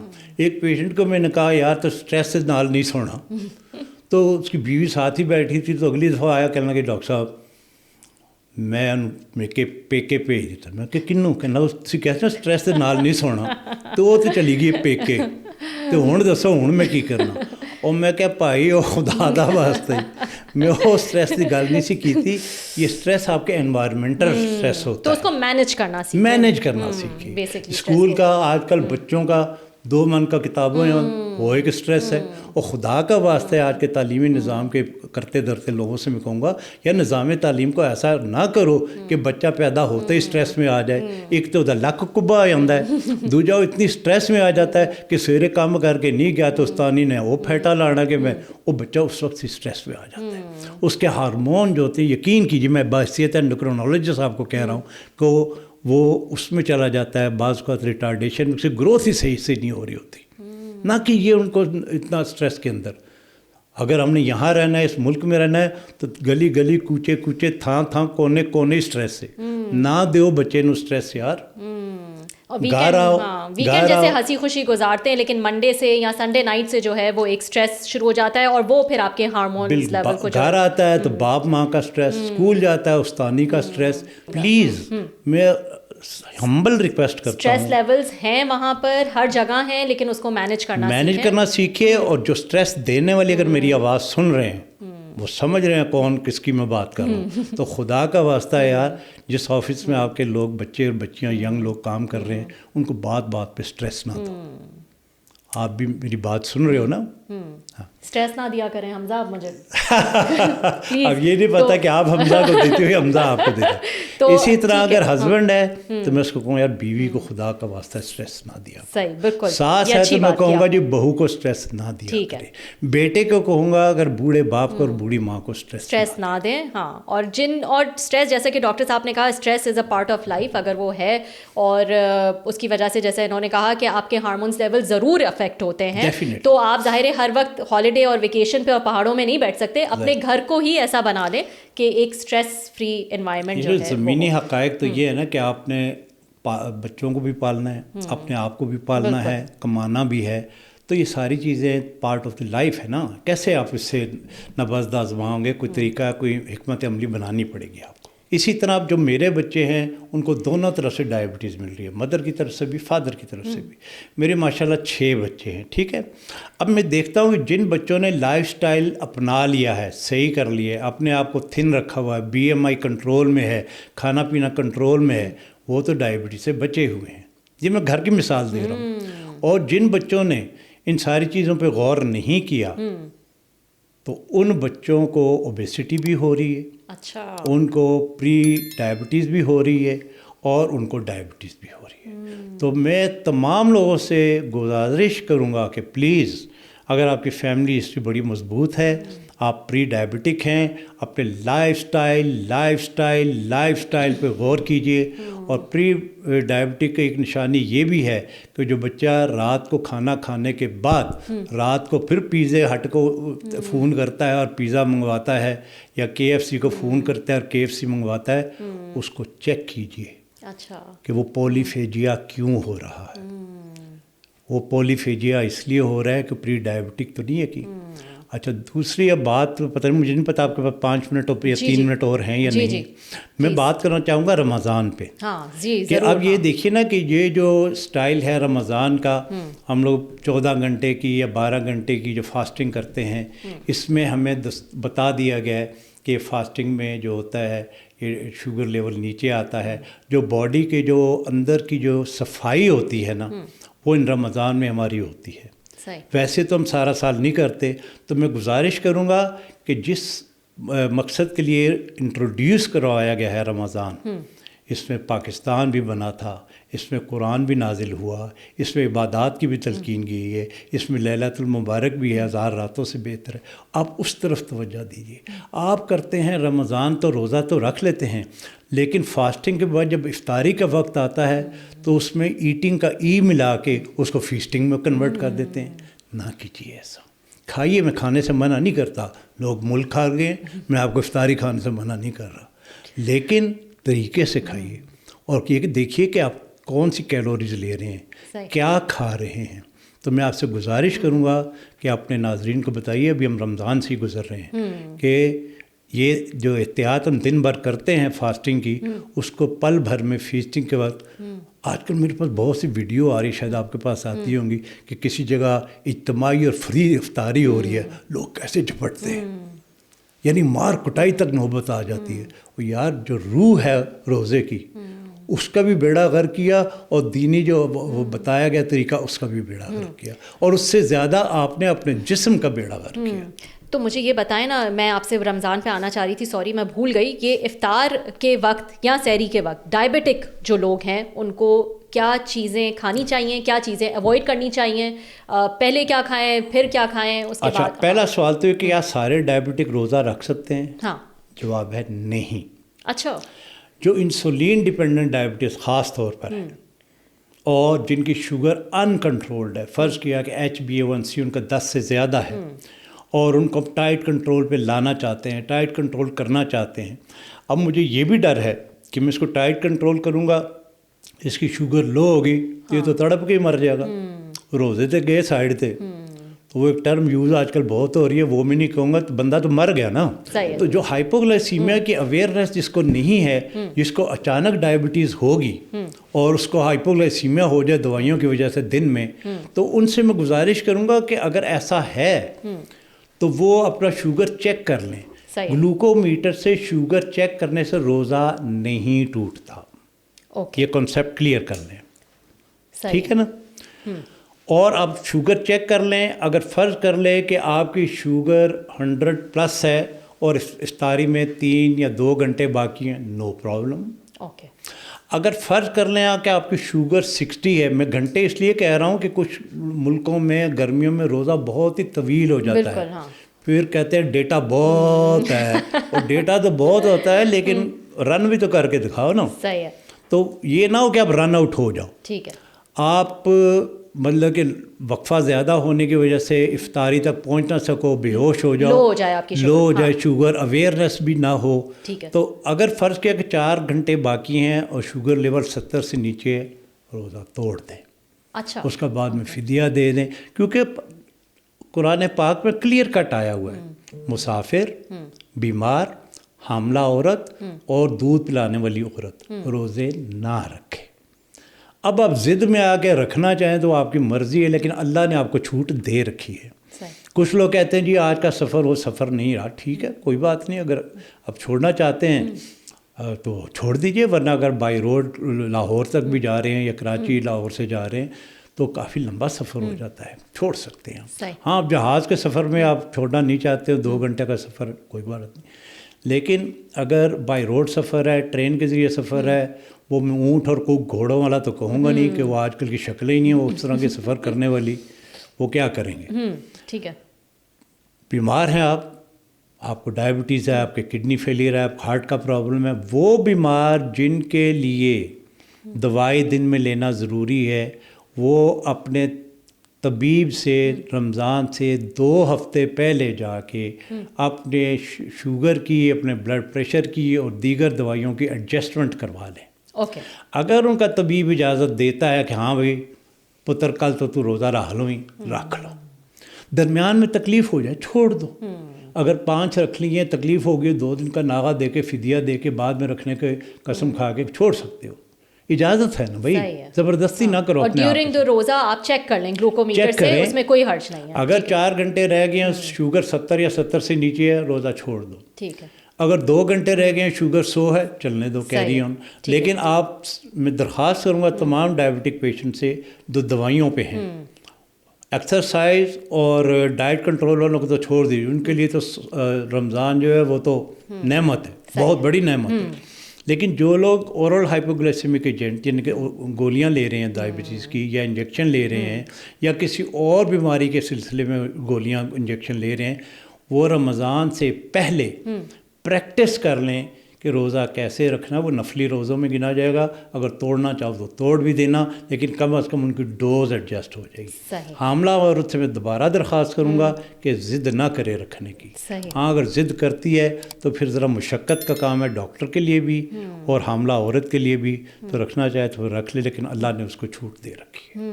ٹھیک ہے، ان الفاظ کے ساتھ میں آپ کا شکریہ بھی ادا کرتا ہوں کہ آپ نے مجھے ٹائم دیا، ڈاکٹر صاحب، اور آپ نے بہت ساری انفارمیشن جو ہے وہ شیئر کر دی ہے، وہ میرے ذہن میں ہرگز نہ آتی ہے اگر آپ مجھے یاد نہ دلاتی۔ زبردست، وہ تو آپ تو بڑی تیاری کر کے ماشاءاللہ آئی تھی، وہ میرے لیے ایک بڑا اعزاز ہوگا جب یہ پروگرام آن ایئر آئے گا۔ جی جی ضرور، اینڈ آئی ایم شیور کہ ہماری آڈینس نے جو ہے وہ کافی کچھ سیکھا ہے، کافی انٹرسٹنگ باتیں جو ہیں وہ ڈاکٹر صاحب نے بتا دی ہیں اگر جو وہ ہمیں نہیں کچھ پتہ سیکھ جاتے ہیں اور ان کو میں راہ پہ لے آتا ہوں تھوڑی دیر کے لیے، تو میں یہی کہوں گا آپ سے اور آپ کے کیمرہ مین سے کہ راہ پہ ان کو لگا لائے تو ہیں باتوں میں، اور کھل جائیں گے 2-4 ملاقاتوں میں، لیکن شاید ہی آپ 2-4 ملاقاتیں آپ ان سے کروائیں، مجھے لگتا نہیں ہے کہ میرے اسٹینڈرڈ کے بعد میری آپ ان سے ملاقات کرائیں۔ نہیں، ہم پھر بلائیں گے ڈاکٹر صاحب کو، اور بہت ساری ابھی تو میرے پاس تو اور بہت سارے سوال تھے ڈائبٹیز کو لے کر، بیکاز ایک بہت واسٹ ٹاپک ہے۔